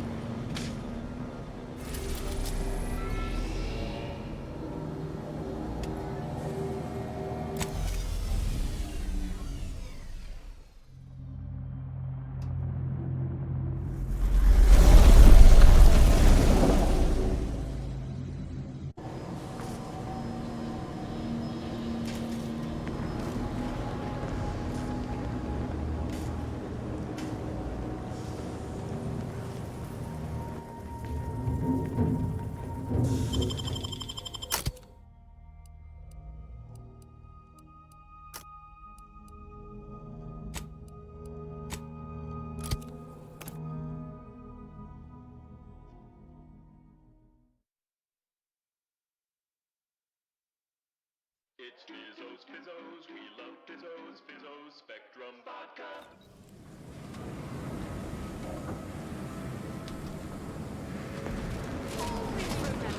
Commercialism is the foundation that Auntie's Choice Society is based on.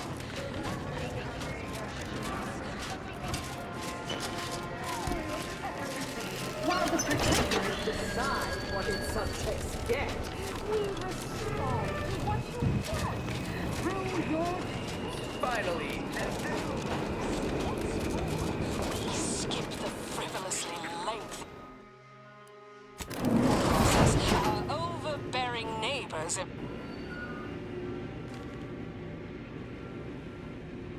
The story of Auntie Cleo versus the Moon Man is a ballad for our ages. A thing of legend, to be handed down for a modest fee to each successive generation. Spacer's Choice swollen-headed mascot represents the worst impulses of old corporations, who unfairly stacked the deck against the little person, as they tried with us at Tau Ceti. But did Auntie Cleo take Spacer's Choice devious shenanigans lying down? No!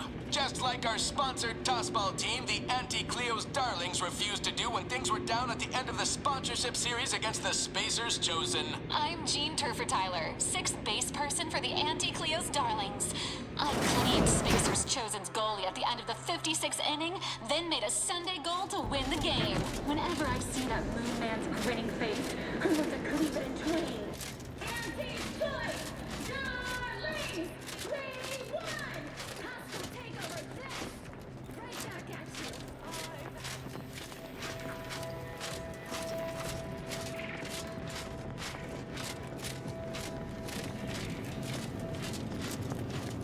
Welcome back. We understand you've been a very busy little manty-wasp.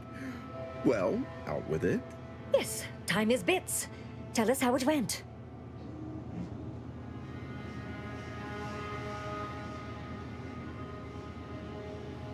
A satisfactory effort, my ameliorator.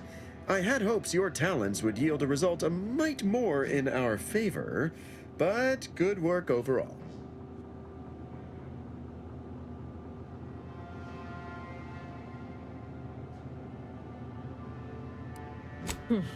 Well, I suppose I can't argue with the truth of that. Anything else you'd like to report? Your performance at that facility went exceedingly well, all things considered, and it was an ideal first step in effecting my monopolistic mercantile methodology plan. There you go again, pinning your career to that flim-flam mathematical malarkey. What do a bunch of eggheads know about marketing? Marketing isn't some rigmarole you can plug into a computronic doodad. It's instinct, intuition, know-how.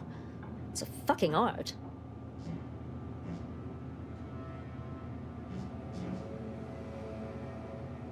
Yes, suppose we should move on. Ursula, will you do the honors? I'm the head of our proprietary insight acquisition division. Stealing our rivals' trade secrets? That's our bread and butter. We can sometimes lack a certain subtlety, though. The Protectorate have a process called mental refreshment. Some kind of mind manipulation business. There's a facility for it on Praetor. Auntie wants details on their methodology, pharmacology, and technology. This archive plan says it's important? Fine. Auntie and I agree it presents possibilities.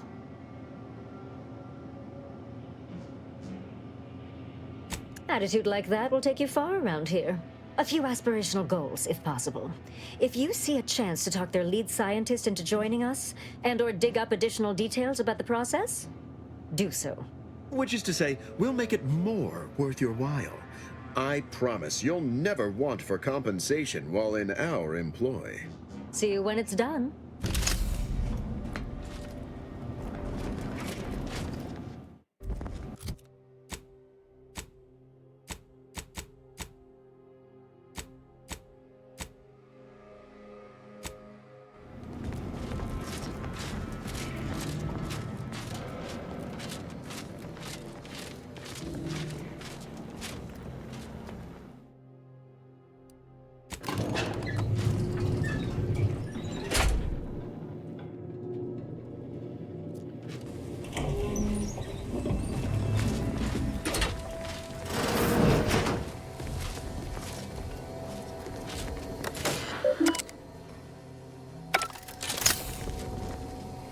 It's high time one of you scientist types responded to my calling cards.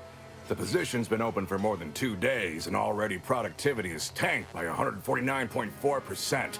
You want the role, it's yours, but I'm not budging on those hourly rates.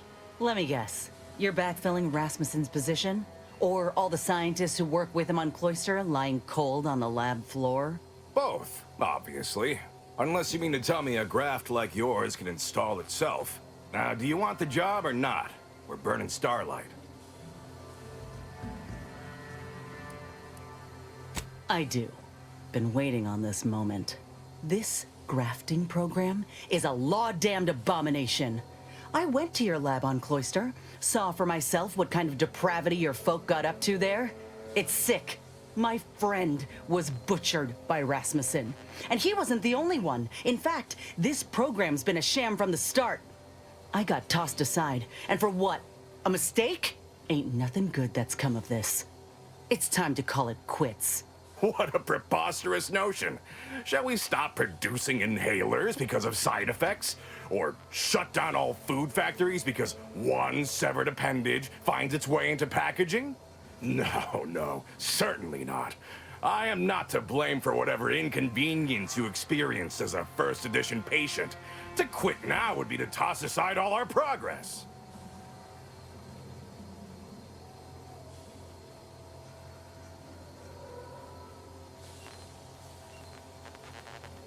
Nonsense. I have myriad data at my disposal to dispute such a claim. Don't matter to me what your plans are, or what you think you might accomplish. You've hurt too many good folk, and I've had enough. I fear you've gotten too negative an impression of this work. Hear me out, will you? Allow me to assuage those fears. Are you a fool? We cannot speak of sensitive business details here. There's no telling which opportunistic colleague or overpaid contractor could be listening in. Meet me in back deck steerage. Take this pass for the tram. And for law's sake, make sure no hanger-on follows you. Especially that assistant of mine next door.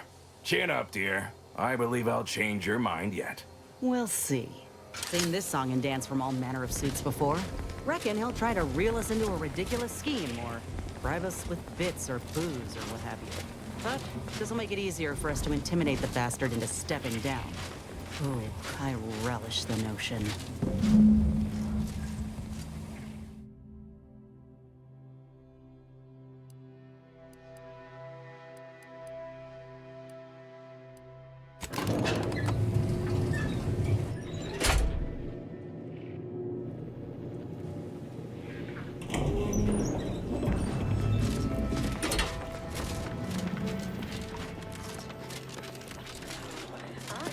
Enjoy spectating a rousing sporting match as much as all of you base rank and file. Possible news from home, but our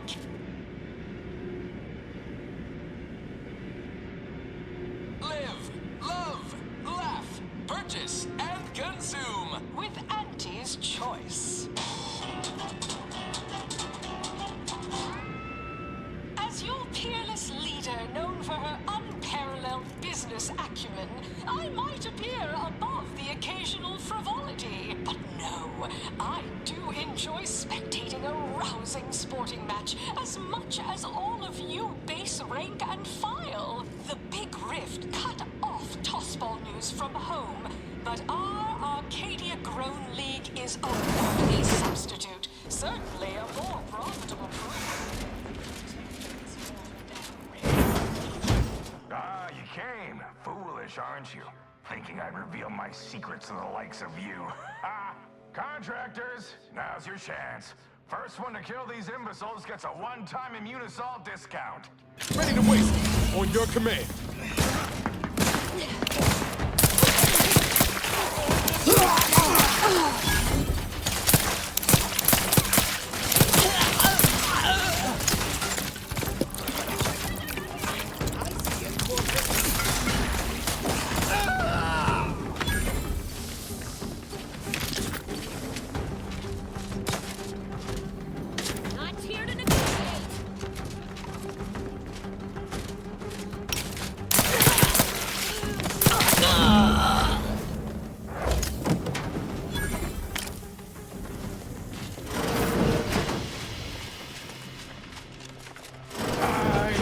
come through, my good Biff?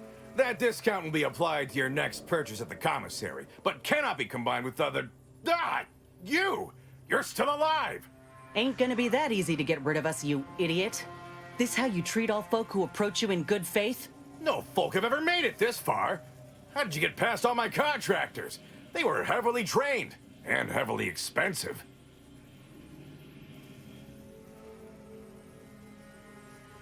This again? What is it with you?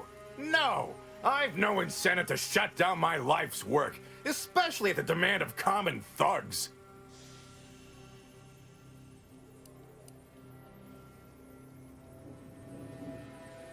All right, fine. Consider this my resignation. Here, take everything I have. Any bits left in my office are yours. Just, please, don't follow me. Good riddance. But this ain't over yet. The other executives will be notified the moment Willard flees the undisputed claim.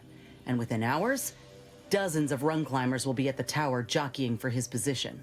It's all but certain that they'll claim his work for their own, and make his bastardization of a grafting program all the worse if they so choose. Ain't about to let that happen.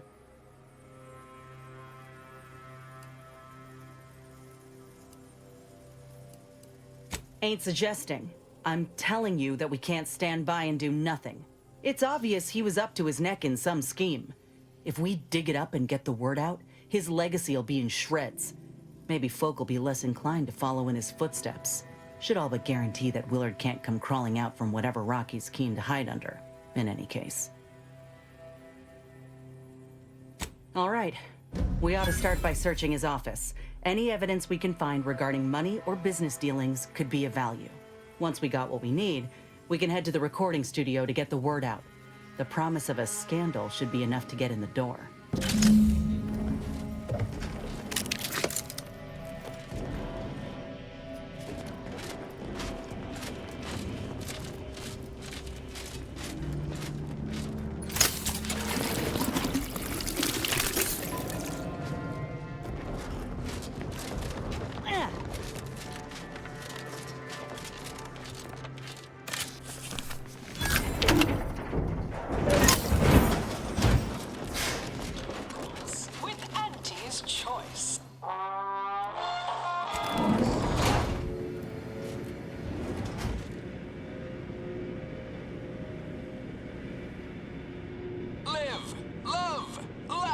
Purchase and consume with Auntie's choice. As your peerless leader, known for her unparalleled business acumen, I might appear above the occasional frivolity. But no, I do enjoy spectating a rousing sporting match as much as all of you base rank and file. The Big Rift cut off tossball news from home, but our Arcadia-grown league is a worthy substitute. Certainly a more profitable program than the Protector's watered-down ripoff.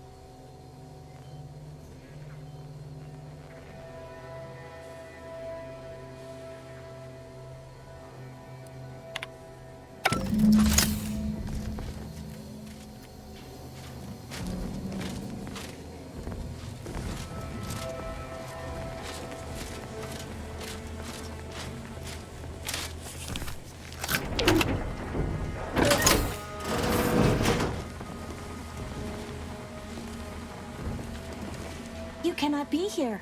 My contract stipulates that this lab door remains locked at all times. I am not to be disturbed. Ha! That's funny, considering the heaps of times I've been called such. I'm here to tell you that your treacherous fiend of a boss is now out of commission, and I'm investigating all of his indiscretions. You wouldn't happen to know about any unsanctioned business dealings, would you? Ah, I'm afraid I can't help with that. I've only spoken with him once, upon my hiring.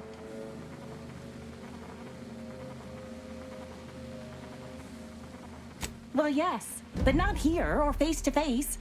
I was to have all communication sent to a private room at the Best Choice. He held all his business dealings and records therein.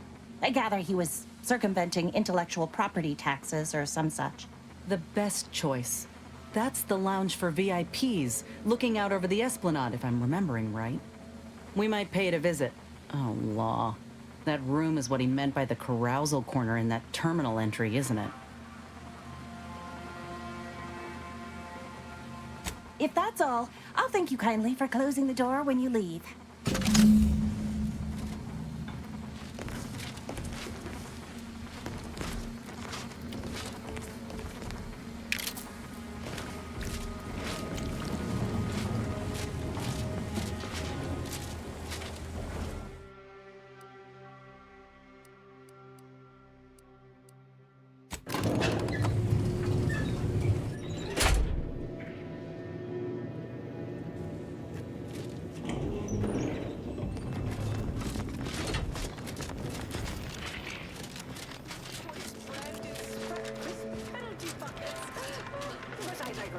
Just as in tossball, we all need to put on our winner face.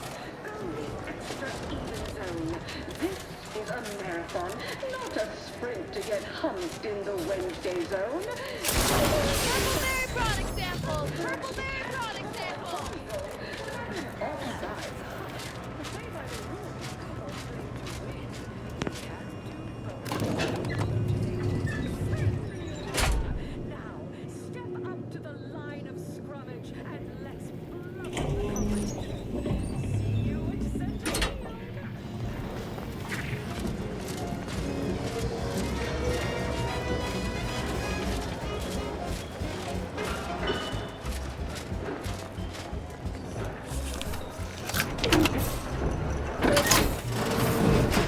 Yeah, this is about what I expected.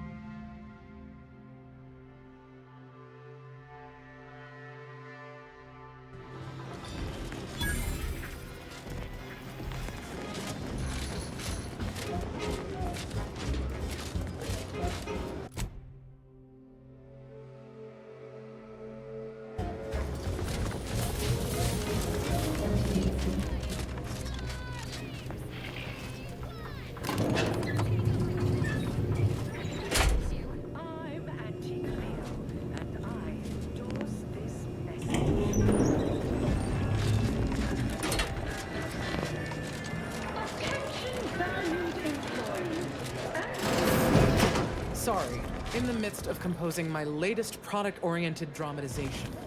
We'll talk later. Here for a recording session? Yes, I understand I may look in charge, but I'm just minding the desk for our esteemed director. The real talent, as they say. I need to get a message on the broadcast, urgently. Can you help with that? Not unless you need any clever pointers on enunciation. Our director, however, is in one of the recording booths, through the door to your left. You'll want to speak with her.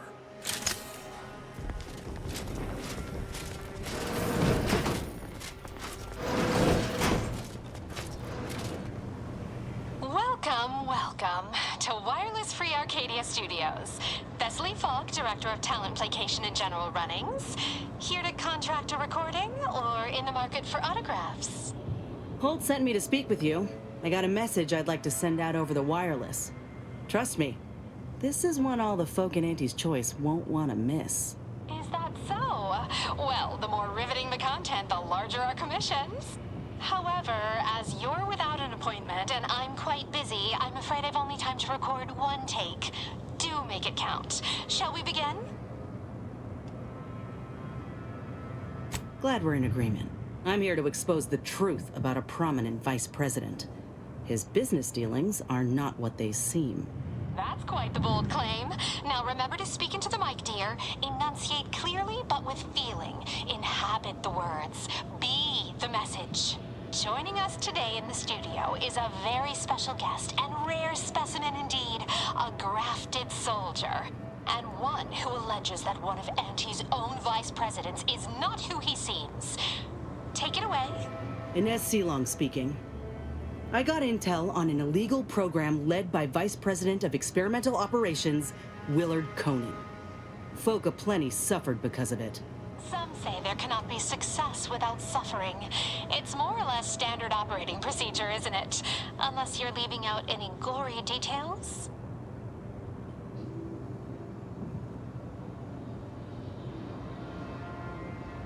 Some within our organization might call that frugal, thrifty even. That is, why waste a perfectly good resource when no one else has use for it? These are human beings I'm speaking of, not barrels of void damn uranium. They were good folk who didn't know what they were signing up for. They deserved better. But if that ain't incriminating enough for you, Willard had himself some money problems, which ain't too distant from a grave sin far as Auntie's concerned. Ah, now we're getting somewhere. Tell me, did he squander all his bits on drink? Bet it all on a tarmac and cheese rebranding? Or worse? Thoroughly recount every lurid detail?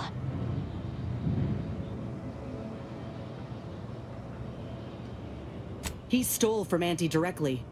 I have here, in his own words, an admission to the crime. It's go-getterness gone too far. And you know what happens to one of Auntie's nephews who misbehaves? Splendiferous! Couldn't hardly get more sensational than that if we tried. The audience will be on the edge of their seat hearing all the ghastly minutiae about this scandal. I think we did it. Won't know for sure until the broadcast airs, of course, but law, I reckon I might finally be able to put this to rest. For Ortiz. For everyone. Thank you, Commander. Oh, Inez, almost forgot. We have a bit of a goodie bag for special guests who visit the studio. You qualify.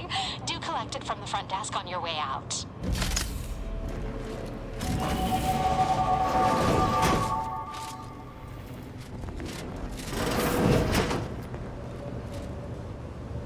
Yes?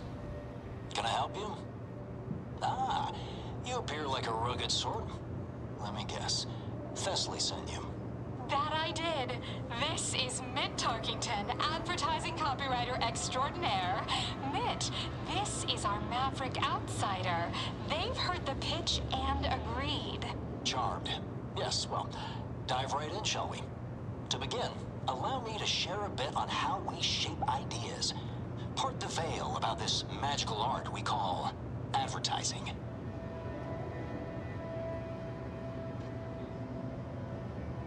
We're selling dreams of a better life, a better you, connection and ease from aches, sorrows, and worry. The product is immaterial. We do have one. I need to look it up, though. A little background first to frame your thinking. There are 4 personality types we appeal to when writing advertisement copy. I'm like you. I'm who you want to be. I, who have cultivated a persona as a sarcastic doubter, am not normally into things, so you really ought to listen to me about this. And I just hate that thing that never happens, yet absolutely could. Any other general questions before we get started? All right. I'll ask a few questions about your singular way of looking at things, then translate your unique perspective into lines for the ad. Now, first question. How can we best understand those like you? Any insight on your kind of unique perspective?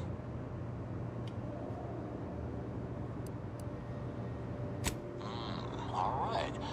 Now, I'll reinterpret your response into a line for the ad.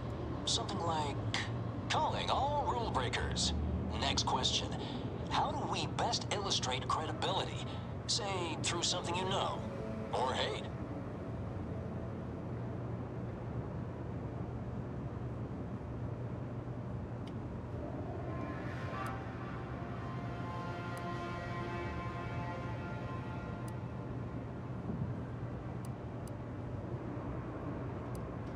Right. Maybe everyone watches for your next move, so they can copy it. What's an aspirational goal for those who identify with you?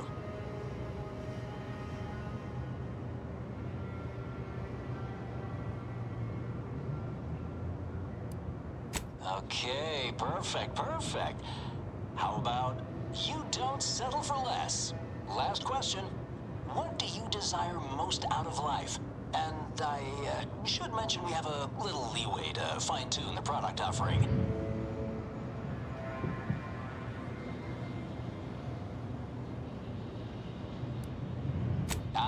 Have just the thing.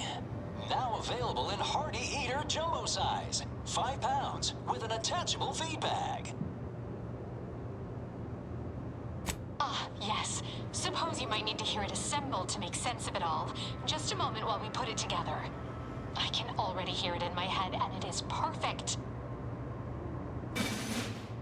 All right, that's a wrap. Roll the assembly. Fine work, everyone. Take a good listen. Calling all rule breakers. Everyone watches for your next move, so they can copy it. You don't settle for less. That's why we've updated our premier cyst rinds just for you. Auntie Cleo and Pal's deep-fried Sisty Bits. Now available in Hearty Eater Jumbo size. 5 pounds with an attachable feed bag.